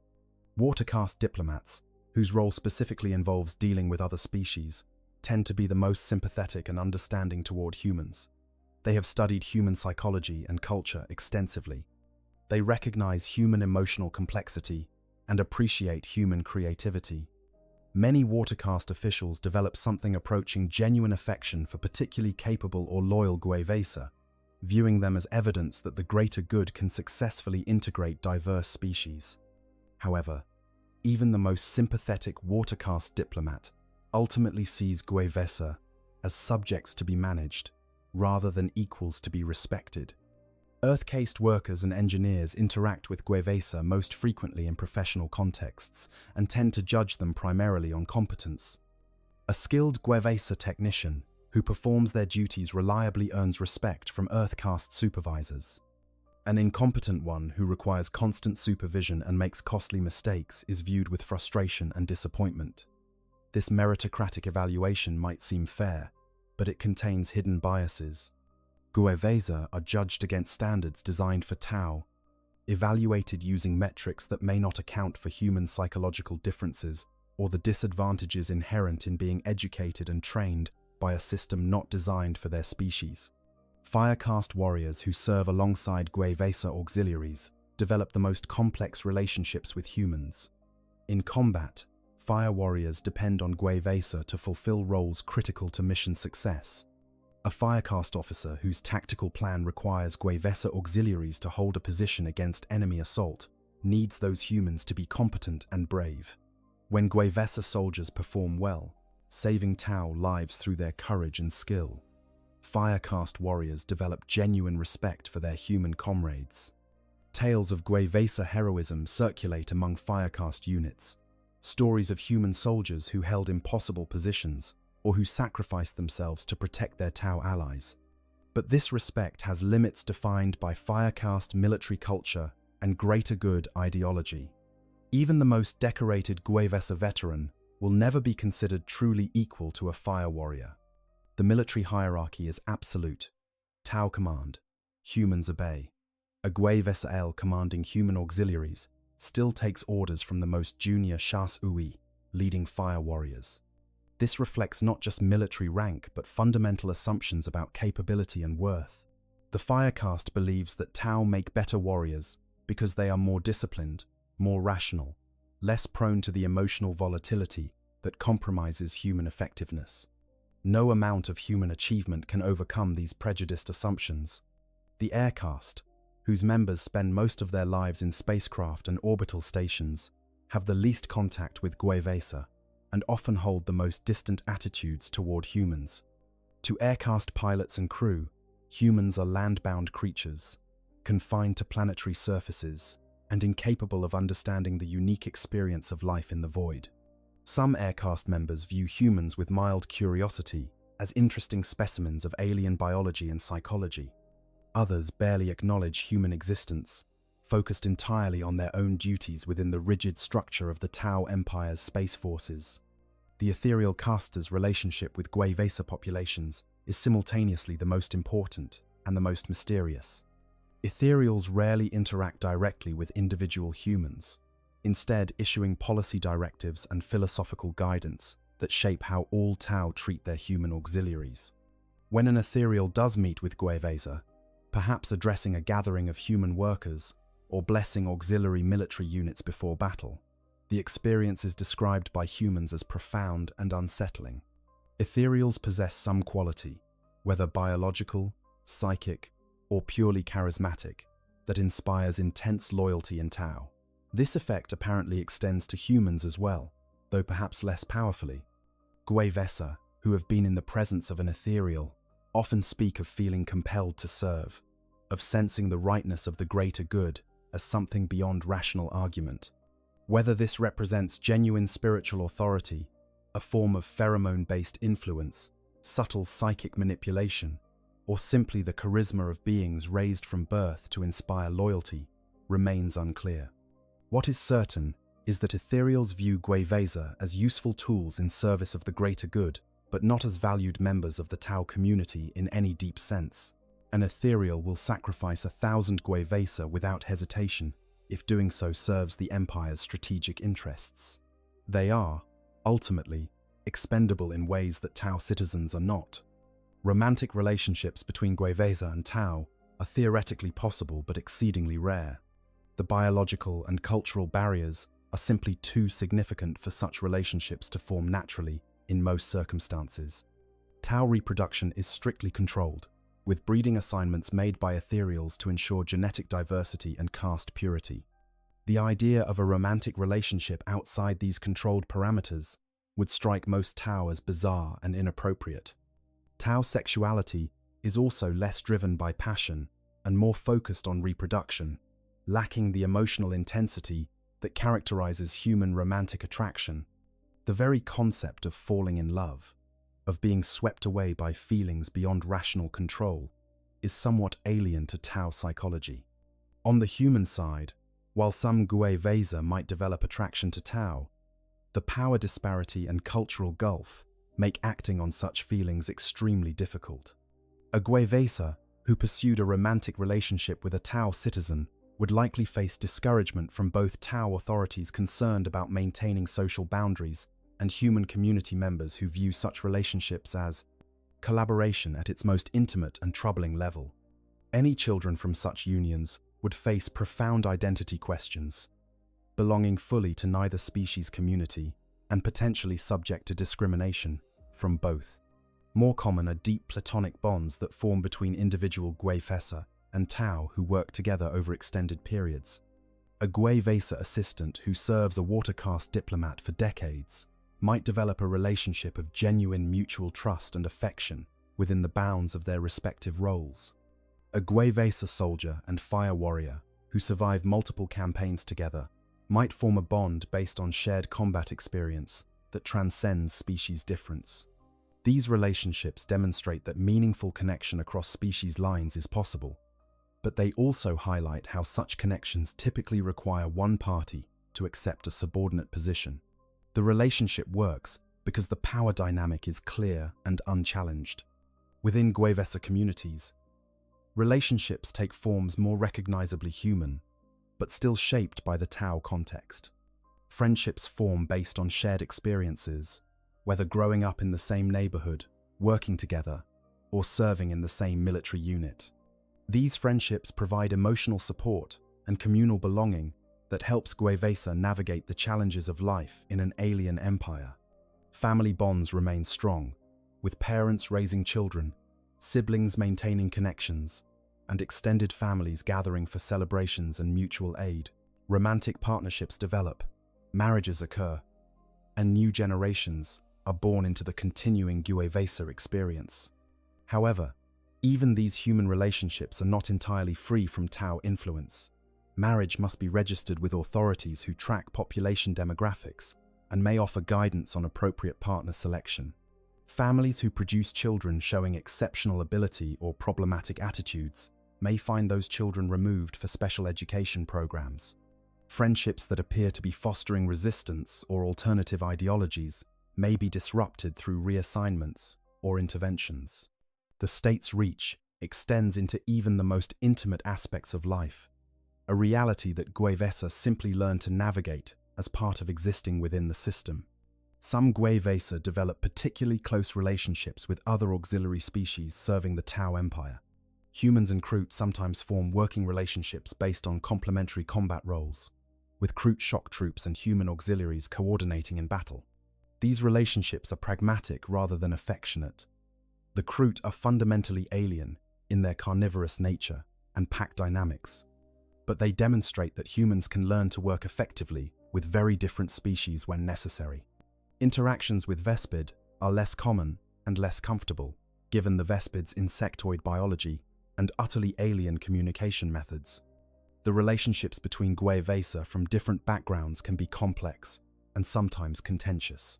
Those whose families voluntarily joined the Tau Empire might view themselves as more enlightened than those descended from conquered populations or re-educated dissidents.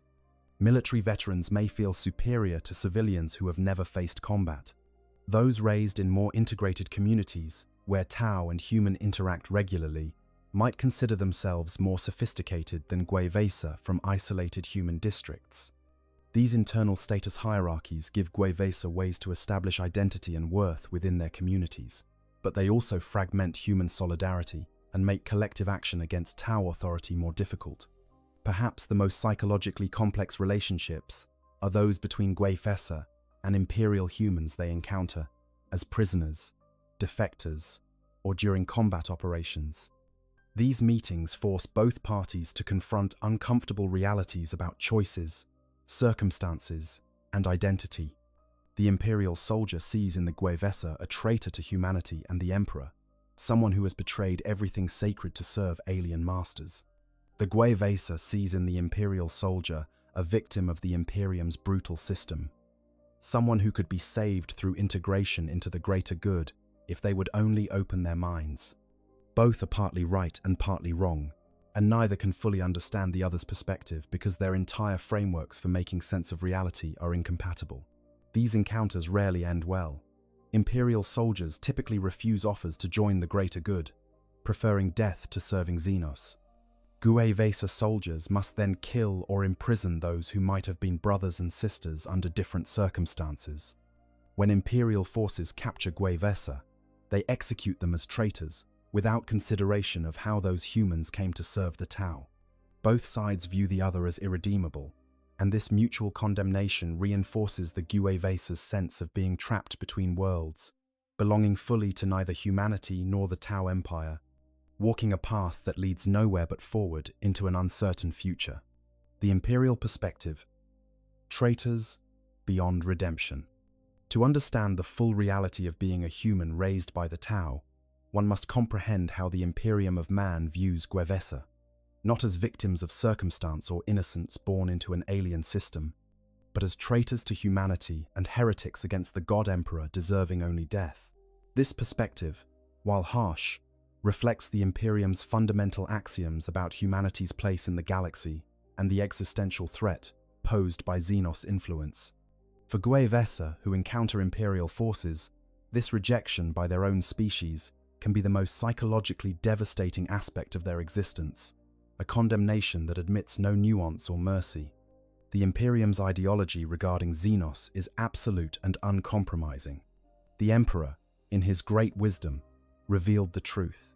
Humanity is the rightful inheritor of the galaxy, and all alien species are obstacles to be overcome or threats to be eliminated. Coexistence is not merely inadvisable but impossible and morally wrong.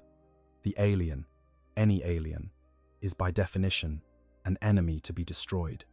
This is not prejudice or irrationality, but recognition of fundamental reality in a galaxy where every species competes for limited resources. and where showing weakness invites annihilation. The survival of humanity requires the destruction of all Xenos, and any human who aids aliens has betrayed their species at the deepest possible level.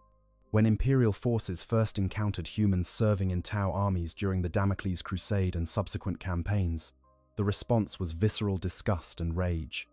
These were not prisoners forced to fight at gunpoint, or slaves with no choice in their fate. These were humans who wore Tau uniforms, carried Tau weapons, and fought willingly alongside Xenos against their own kind. They were traitors in the most fundamental sense. Humans who had chosen alien masters over the God Emperor and humanity's manifest destiny. The standing order from Imperial command was unequivocal.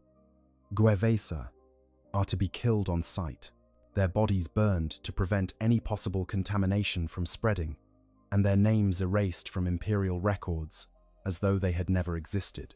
The ecclesiarchy's condemnation of Guevesa is even more total than that of the military.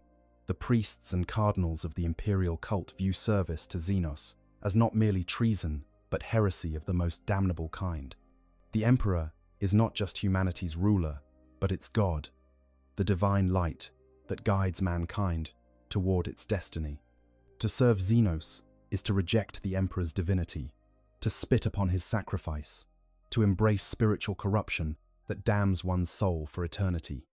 A Guevesa is not simply a traitor, but a heretic, someone who has willingly turned from salvation to damnation. No repentance can save them, because their very existence serves the enemy of all that is holy. Inquisitors who study the Tau Empire and its human auxiliaries are particularly troubled by several aspects of the Guevesa phenomenon.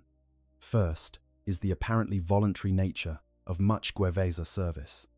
If these humans were simply slaves forced to fight, they would be pitiable victims deserving rescue.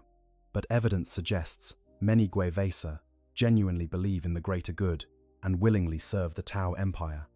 This voluntary collaboration with Xenos is more dangerous than forced servitude because it suggests humans can be corrupted to betray their species through ideology rather than compulsion.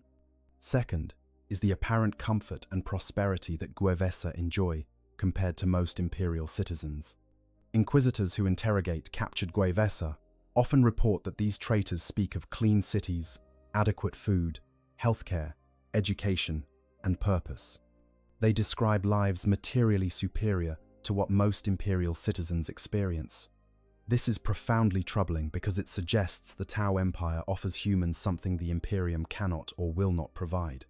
If word spreads that life under Xenos rule is more comfortable than life under Imperial rule, it could spark rebellions or defections on a massive scale. The very existence of relatively content Guevesa populations undermines the Imperium's claim to represent humanity's best interests. Third is the ideological coherence of the greater good philosophy. Inquisitors recognize that Tau ideology, while alien and ultimately incompatible with human nature, has a certain logical appeal. It promises unity, progress, and collective prosperity through cooperation and rational planning. To minds not fortified by faith in the Emperor, this ideology might seem attractive, even preferable to the brutal hierarchy and grinding oppression of the Imperium. The danger is not that humans will be forced to serve the Tau, but that they might choose to, seduced by promises of a better life and a more rational social order. The Imperium's response to these threats combines military action, propaganda, and theological reinforcement. Militarily, Imperial forces prioritize the destruction of Guevesa populations whenever possible. Worlds that have been integrated into the Tau Empire are targeted for reconquest, with explicit orders that human collaborators are to receive no mercy. Inquisitorial strike forces conduct raids on Tau-held territories specifically to assassinate Guevesa leaders and destroy the infrastructure supporting human auxiliary forces. The goal is to make clear that service to Xenos offers no safety, that Imperial vengeance will eventually find all traitors, no matter where they hide. Propaganda efforts focus on demonizing both the Tau and their human auxiliaries. Imperial citizens are taught that Guevesa are not merely traitors, but something less than human, corrupted beings who have lost their souls through Xenos influence. Stories circulate of Tau sterilization programs designed to genocide human populations slowly, of re-education camps where humans are brainwashed into servitude, of Gwevesa being used as cannon fodder and expendable assets. Whether these stories are entirely accurate is less important than their function in maintaining imperial morale and justifying the destruction of human collaborators. Theologically, the ecclesiarchy preaches that the emperor's love extends to all humanity, except those who have betrayed him through service to Xenos. A criminal can be redeemed through punishment and penance. A heretic can sometimes be saved through forcible re-education. But a Gwevesa has placed themselves beyond salvation through the ultimate sin of aiding the enemies of mankind. Their souls are damned, and their deaths serve the emperor by removing corruption from the universe. This teaching absolves imperial forces of any guilt about killing other humans and frames the destruction of Gwevesa as a holy duty rather than a troubling necessity. For Gwevesa who encounter imperial forces, usually as prisoners or during combat operations, this total rejection can be psychologically devastating. Many Gwevesa, particularly those raised from birth in the Tau Empire, do not think of themselves as traitors. They are simply people living their lives, serving the society they were born into, trying to survive and find meaning in a hostile galaxy. The realization that other humans, people who might have been their brothers and sisters under different circumstances, view them as irredeemable monsters, worthy only of death forces, confrontation with the reality of their position.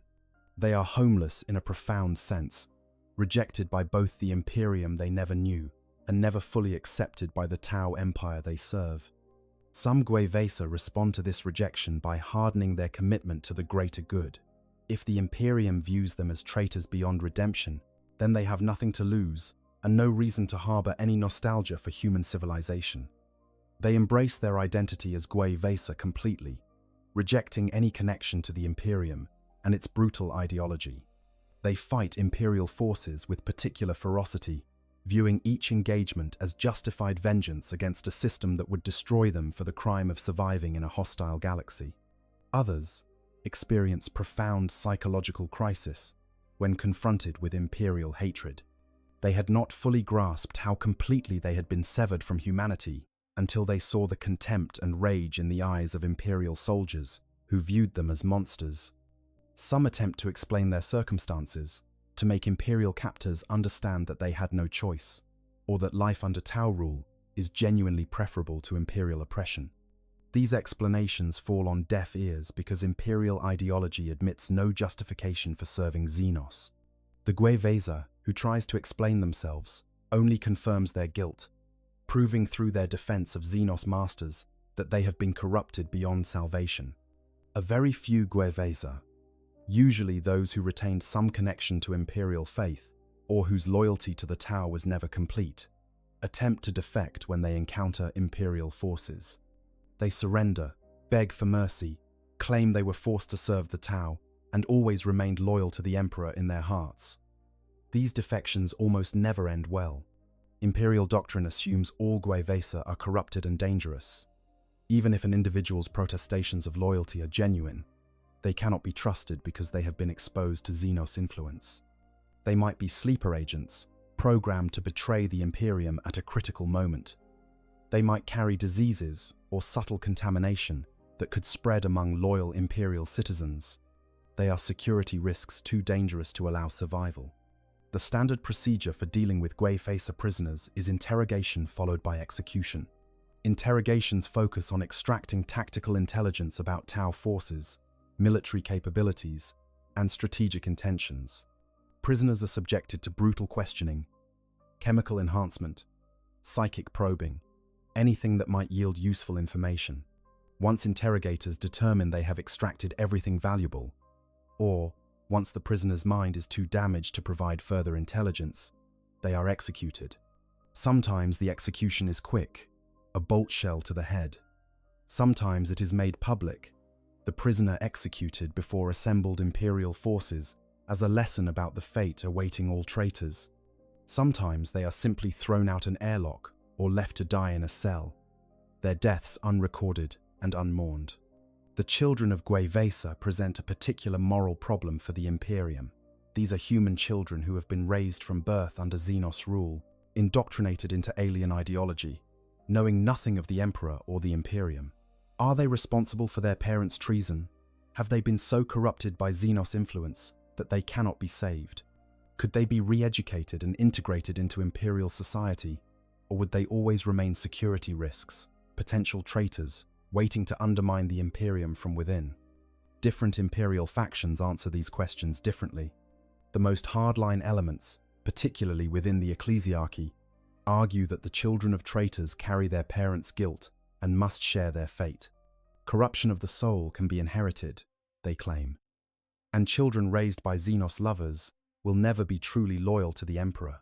The safest course is to eliminate all Guevesa populations completely, including the children, preventing any possibility of future betrayal.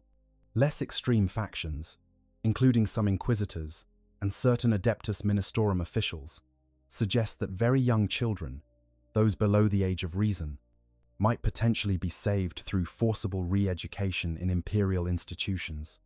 These children would be taken from their families, their names changed, their entire histories erased, and they would be raised as orphans in the Schola Progenium or similar institutions, trained to serve the Imperium with no knowledge of their shameful origins. In practice, the Imperium rarely captures enough Guevesa populations to make these distinctions matter. Most encounters between Imperial and Tau forces occur in military contexts, where taking prisoners, particularly auxiliary prisoners, is impractical or considered unnecessary. Guevesa soldiers are killed in combat or executed after interrogation. Civilian populations in reconquered territories are often simply eliminated as security threats, particularly if they resisted Imperial forces or showed any preference for Tau rule. The philosophical question of whether Guevesa children could theoretically be redeemed is academic, when the practical response is their destruction. From the Imperial perspective, this total rejection and destruction of Guevesa populations is not merely justified, but necessary for humanity's survival. The Tau pose an insidious threat, precisely because they do not simply conquer and enslave, but seduce and convert. They offer humans a vision of the future that might appear preferable to Imperial rule: clean cities, advanced technology, social mobility, purpose, and belonging within a multi-species empire. If this vision is allowed to spread, if humans are permitted to believe that life under Xenos rule might be better than life in the Imperium, the consequences could be catastrophic. Entire sectors might defect. Rebellions could spread across human space. The unity that has preserved humanity for 10,000 years could shatter. Therefore, Guevesa must be destroyed, not as punishment for their individual crimes, but as a message to all of humanity. There is no escape from the Imperium, no alternative path that leads anywhere but death. Serve the Emperor faithfully, and you may live, suffer, and die in his service. Betray him for Xenos promises, and you will be hunted to the ends of the galaxy and destroyed without mercy. This is not cruelty but necessity, the harsh mathematics of survival in a galaxy where every species fights for its existence, and where showing weakness is an invitation to destruction. For Guevesa, who understand how the Imperium views them, this knowledge shapes their entire existence. They know they can never return to the civilization their ancestors came from. They know that other humans see them not as people but as traitors deserving death. They know that if the Tau Empire falls, they will be hunted and killed by the Imperium that reclaims their worlds. They have no choice but to continue serving the greater good, because the alternative is extinction. They are permanently exiled from humanity, defined by the Imperium as something less than human and less than worthy of life. This existential status, this permanent separation from their species' mainstream, is perhaps the heaviest burden Guevesa must carry. The knowledge that they have become something their own kind has declared unworthy of existence. The darker truth: control, limits, and atrocity. While Tau society presents a veneer of benevolent progressivism and multi-species cooperation, the reality for humans raised within this system is considerably more complex and troubling than watercast propaganda suggests. The Tau Empire employs methods of control ranging from subtle social engineering to outright atrocity, and Gwevesa populations have discovered that the greater good extends protection and prosperity only as long as they remain useful and compliant. The darker aspects of Tau rule reveal that being raised by the Tau means living under constraints that may be less overtly brutal than imperial oppression, but are no less comprehensive in their denial of human autonomy and self-determination. The re-education facilities that exist on Tau worlds represent perhaps the most obvious form of coercion in the system. These institutions, presented officially as centers for cultural enlightenment and philosophical education, serve to break down resistance to Tau authority and rebuild individuals as loyal servants of the greater good. The exact methods employed remain somewhat mysterious because the Tau do not publicize their techniques, and because those who emerge from re-education either genuinely support the system or have learned to perform loyalty convincingly, enough to avoid return visits. What is known comes from fragmented reports and the observations of those who have studied Tau methodology. Re-education combines intensive indoctrination with psychological manipulation and, in some cases, technological intervention. Subjects are isolated from their previous social networks and exposed to constant messaging about the greater good.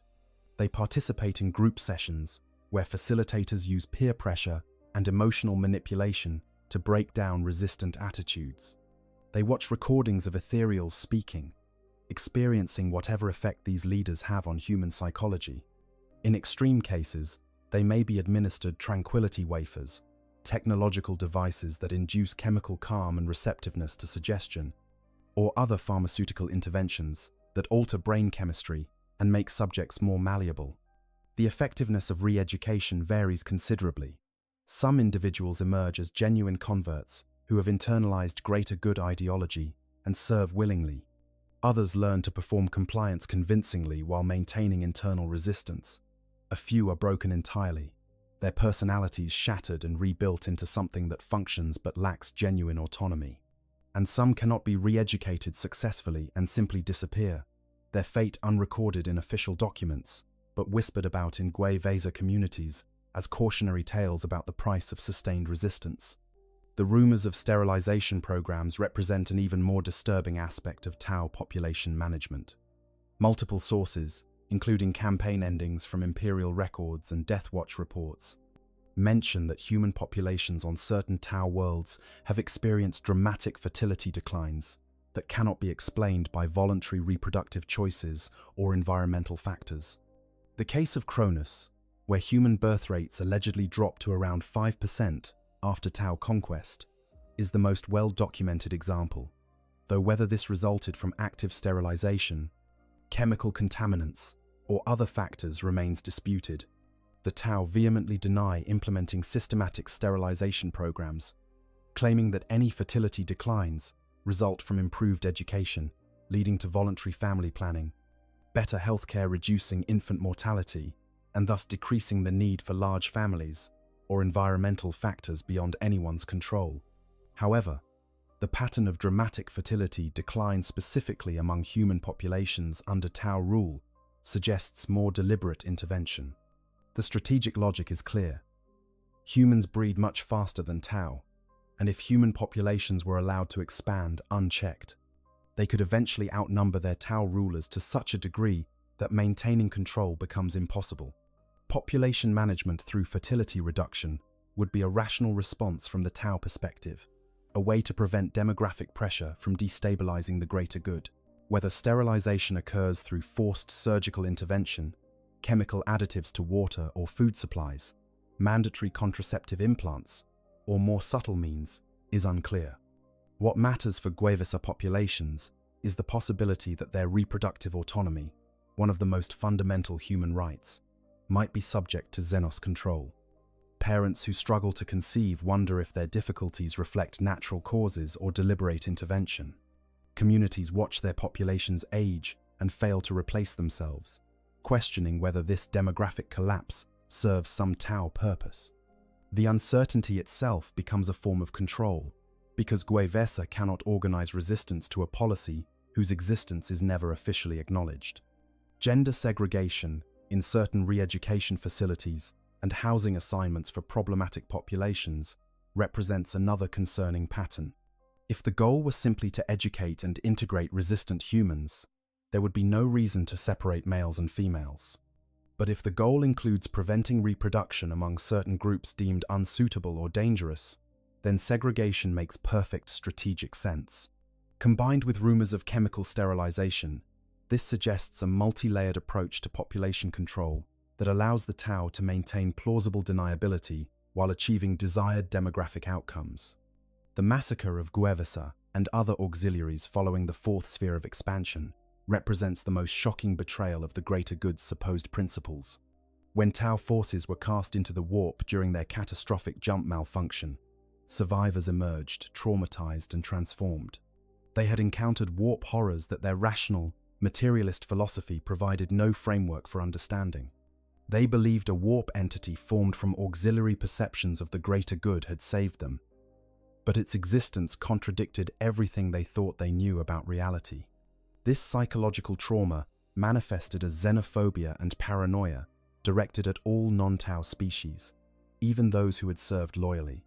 The massacre of the Dolan Lakes and the 8 Days of Infamy saw Fourth Sphere survivors systematically murdering their own auxiliaries, including Guevesa, who had fought beside them, Kroot, who had served for generations, and other species who had committed no crime beyond being non-Tau.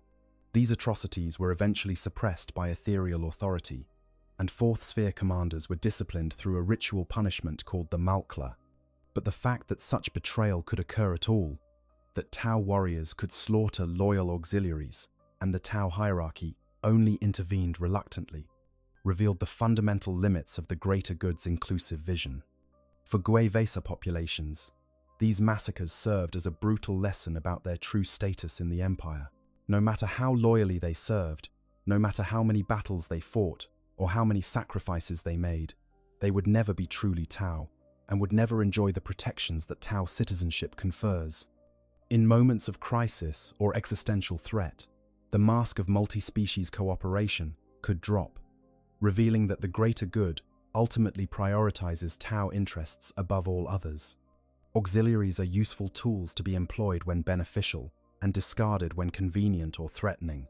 The systematic removal of auxiliaries from Fourth Sphere contingents following these atrocities and the bloody Kroot uprising on Kisan further demonstrates how quickly the Tau can withdraw their promises of inclusion when they perceive threats.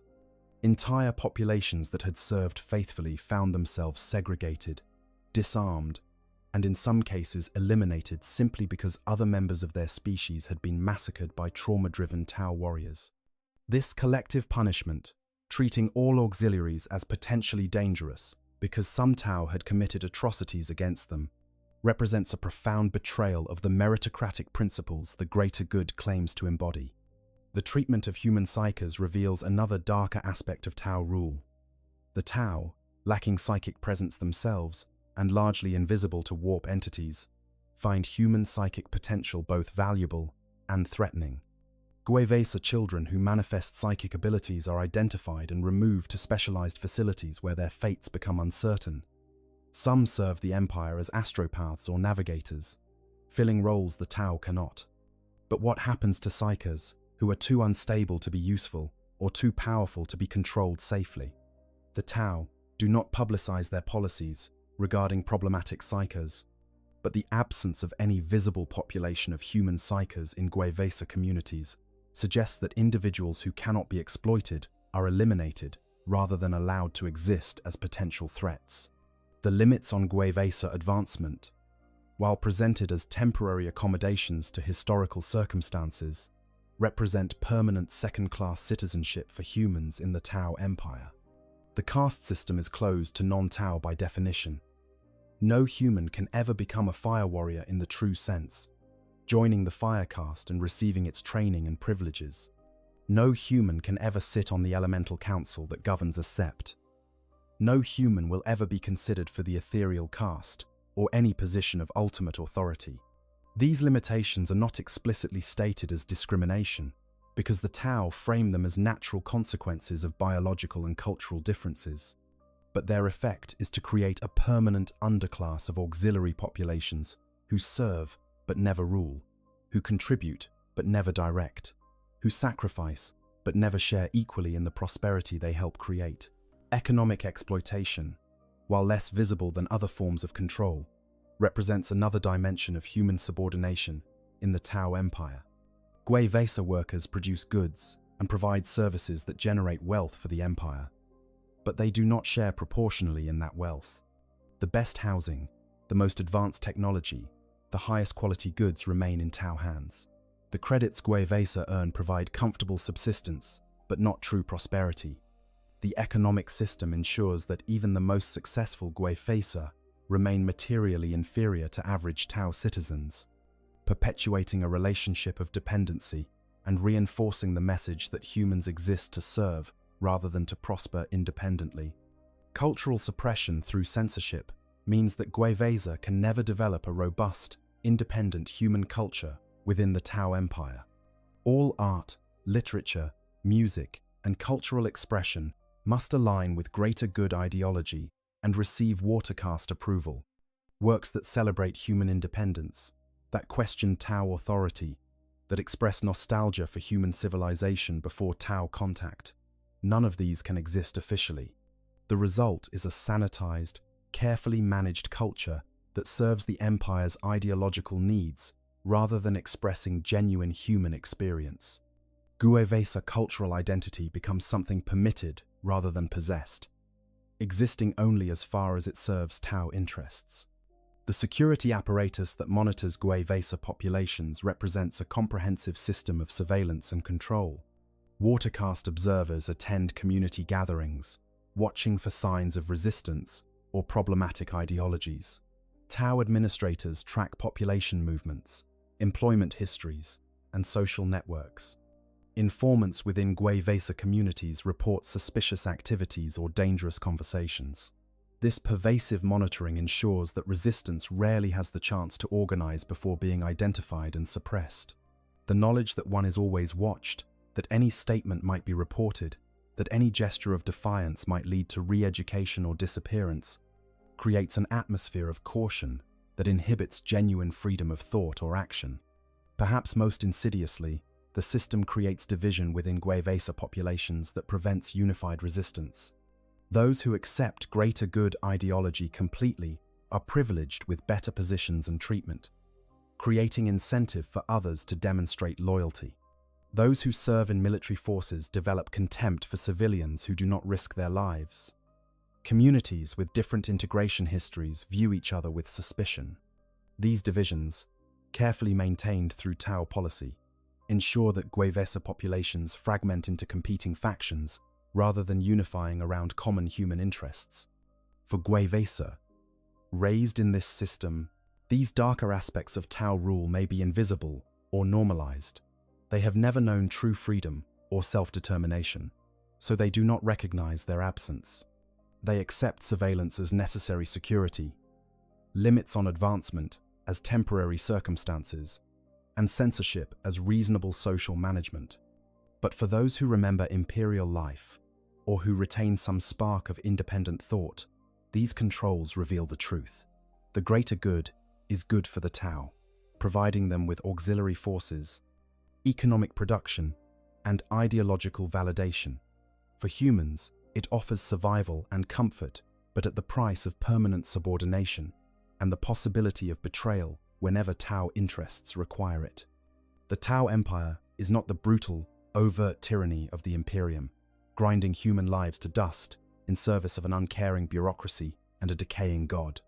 But neither is it the enlightened, progressive utopia that watercast propaganda portrays. It is something more complex and in some ways more insidious.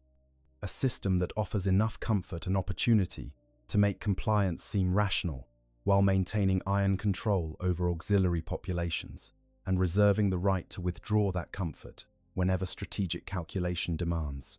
Being raised by the Tau means being shaped into a tool that believes itself a partner, taught to find meaning in service, while never allowed to question whether that service truly benefits those who perform it. Conclusion. The complex truth of being Vesa. To be human in the Tau Empire, raised from birth under the philosophy of the greater good, is to occupy a position of profound ambiguity. It means experiencing material comfort and social order that most imperial citizens can only dream of, while living under constraints that deny the fundamental human capacity for self-determination and independent meaning-making.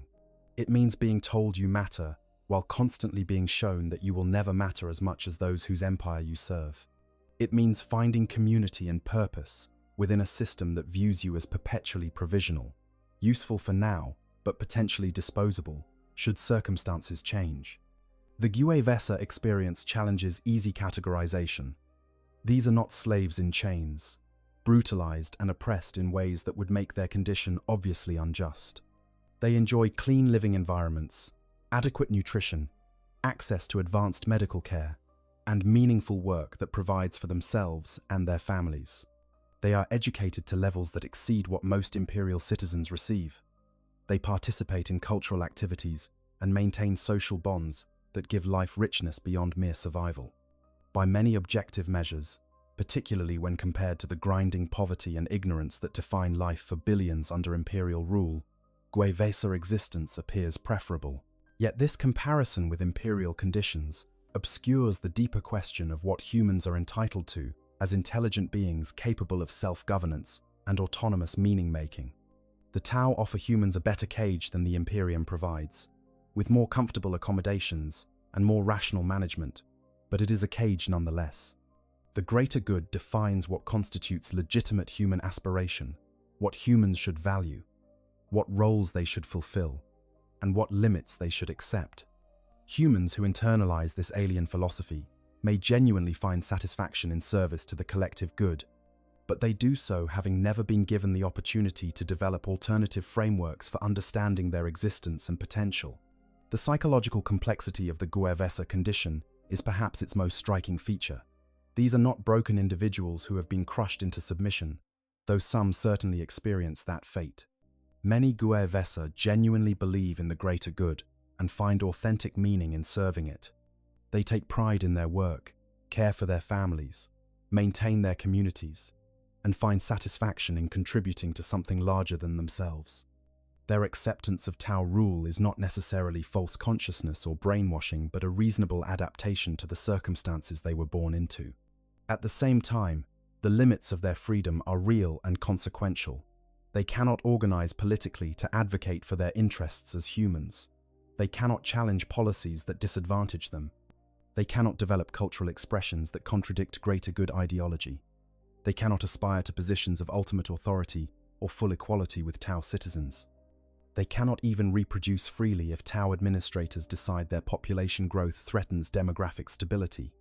Their contentment exists within boundaries they did not choose and cannot alter, and those boundaries are maintained through a combination of social engineering, surveillance, and the threat of re-education or elimination for those who transgress too obviously.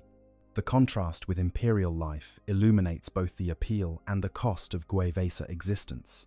An imperial citizen lives in brutal conditions, subject to the arbitrary cruelty of an uncaring bureaucracy, worked to death in service of a system that views human life as the cheapest of all resources. But that imperial citizen also inherits a robust cultural identity that connects them to 10,000 years of human history. They worship a god who is unambiguously theirs, who represents human destiny and human greatness. They can, in principle, rise through the imperial hierarchy based on merit, faith, and service. The system is cruel, but it is human cruelty in service of human ends, and there is meaning in suffering for your own species, even if that species treats you terribly. Guevesa lack this cultural depth and historical connection. They worship either a neutered version of the emperor, who has been reframed to fit greater good ideology, or no one at all. Their prosperity comes not from human effort building human civilization, but from alien overlords who permit them comfort in exchange for service. Their advancement is limited by the ceiling of auxiliary status. Their suffering, when it occurs, serves alien interests rather than human destiny. They are materially better off than their imperial counterparts, but spiritually and culturally impoverished, cut off from the deep roots that give human existence meaning across generations. The question of whether humans should join the Tau Empire or resist it at all costs cannot be answered simply. For an Imperial Guardsman abandoned in Tau space after the Damocles Crusade, the choice between accepting Tau rule or dying in pointless guerrilla warfare might reasonably favor survival and integration. For a population on a neglected Imperial world where the Administratum takes everything and provides nothing, surrendering to the Tau might genuinely improve their lives. But for humanity as a whole, the proliferation of Gue Vesa populations represents something potentially catastrophic: the normalization of the idea that humans can find good lives under alien rule, that human destiny might not require human independence, that the Imperium's brutal philosophy of human supremacy and Xenos extermination might not be necessary after all. The Tau understand this, which is why they invest so heavily in creating content Gue Vesa populations and publicizing their existence. Every human world that sees Tau, propaganda showing clean cities, advanced technology, and happy human auxiliaries living in peace with their Xenos neighbors, represents a threat to Imperial unity. Every Imperial soldier who hears that their captured comrades were offered a choice besides death, that they could have had families and futures if they had been willing to serve the greater good, plants a seed of doubt about whether the Emperor truly offers the only path for humanity. The existence of Gue Vesa populations is not just about the Tau gaining useful auxiliaries, but about ideological warfare aimed at the foundations of Imperial civilization. From the Imperial perspective, this makes the total destruction of Gue Vesa populations not cruelty, but necessity. These humans have become living propaganda for the enemy, proof that alternatives to Imperial rule exist. They must be eliminated, not as punishment for their individual choices, but to prevent the idea they represent from spreading. It is harsh logic, but the Imperium operates in a galaxy where mercy is weakness, and where allowing enemies to demonstrate viable alternatives to Imperial rule could fracture humanity into competing factions that would then be vulnerable to the myriad Xenos, threats that press in from all sides. For the Gue Vesa themselves, caught between these incompatible civilizations, there is no easy resolution. They cannot return to the Imperium, which has declared them traitors beyond redemption. They cannot achieve full equality within the Tau Empire, which will never truly accept them as equals, regardless of how loyally they serve. They can only continue forward, raising their children to accept the greater good, serving their alien masters as effectively as possible, and hoping that their compliance will be rewarded with continued survival and moderate prosperity. Some Gue Vesa make peace with this condition, finding ways to create meaning within the constraints they face. They focus on family, community, and the satisfaction that comes from work well done. They accept their limitations as the price of the security and comfort they enjoy. They genuinely believe that the greater good offers humanity a better future than endless war in service of a dying empire and a dead god. These individuals represent the Tau Empire's success story, proof that humans can be successfully integrated into an alien system and find authentic satisfaction despite their subordinate status. Others live with quiet resentment, going through the motions of loyalty while harboring dreams of something different. They pass on to their children whispered stories about human greatness and human potential, keeping alive some spark of independent human identity, even as they accept the necessity of serving the Tau. They are survivors who have learned to navigate between compliance and resistance, maintaining enough of themselves to feel human while conforming enough to avoid dangerous attention from authorities. A very few refuse to accept their condition and pay the price for resistance. They are sent to re-education facilities or simply disappear, their fates serving as warnings to others about the consequences of questioning too loudly or resisting too openly. They represent the Tau Empire's failure cases, humans who could not be successfully integrated and had to be eliminated as threats to stability and order. The future of Gue Vesa populations remains uncertain. If the Tau Empire continues to expand, more humans will fall under its rule, and the Gue Vesa community will grow. With each generation, these humans will become more thoroughly integrated into Tau culture, more completely shaped by greater good ideology, less connected to the human civilization their ancestors came from. Eventually, they might become something genuinely new, a human culture that exists outside and independent of the Imperium, shaped by alien influence, but still recognizably human in its own way. Alternatively, if the Imperium musters forces for a new crusade, or if the Tau Empire falls to one of the many threats it faces, the Necrons, Tyranids, Orcs, or Chaos, the WH40K populations will be the first casualties. The Imperium will show no mercy to humans who served Xenos masters. Other Xenos species will have no particular reason to preserve human populations once the Tau who protected them are gone. The WH40K could be erased from existence as quickly as they appeared, their brief experiment in multi-species cooperation ending in extermination. For now, they persist in their ambiguous status: human but not imperial, included but not equal, comfortable but constrained. They are the living embodiment of questions the 41st millennium rarely allows to be asked. Must humanity rule itself, or accept extermination at alien hands? Can different species cooperate genuinely, or is domination the only possible relationship? Is cultural autonomy worth the price of material suffering, or is comfortable subjugation preferable to brutal freedom? These questions have no easy answers, and the WH40K experience provides no clear resolution, only the complex, morally ambiguous reality of human beings trying to survive and find meaning in a galaxy that was never designed with their flourishing in mind.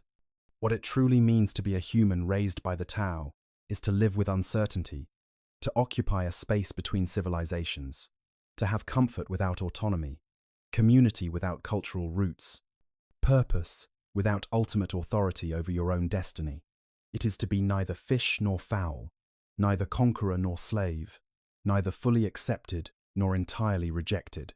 It is to make the best of a situation you did not choose and cannot change, finding whatever meaning and satisfaction your circumstances allow, while knowing that you will never be complete, never be home, never be anything but human auxiliaries in someone else's empire. This is the life of the WH40K. This is what it means to be raised by the Tau, and in the grim darkness of the far future, where there is only war and the laughter of thirsting gods, it may be that this ambiguous half-life represents one of the better fates available to human beings, who were never promised anything beyond suffering in service of powers beyond their comprehension. It is not freedom, but it is survival. It is not greatness, but it is stability. It is not humanity's destiny as the Imperium imagined it, but it is a life that some humans have chosen and others have been born into, and they continue forward because the alternative is annihilation. If you found this exploration of life as a human raised by the Tau fascinating, please like and subscribe to see more deep dives into the complex factions and moral ambiguities of the Warhammer 40,000 universe. The greater good may promise unity and progress, but the reality is always more complicated than the propaganda suggests. Until next time, remember that in the grim darkness of the far future, there are no easy answers, only difficult choices, and the hope that we might survive long enough to make them matter.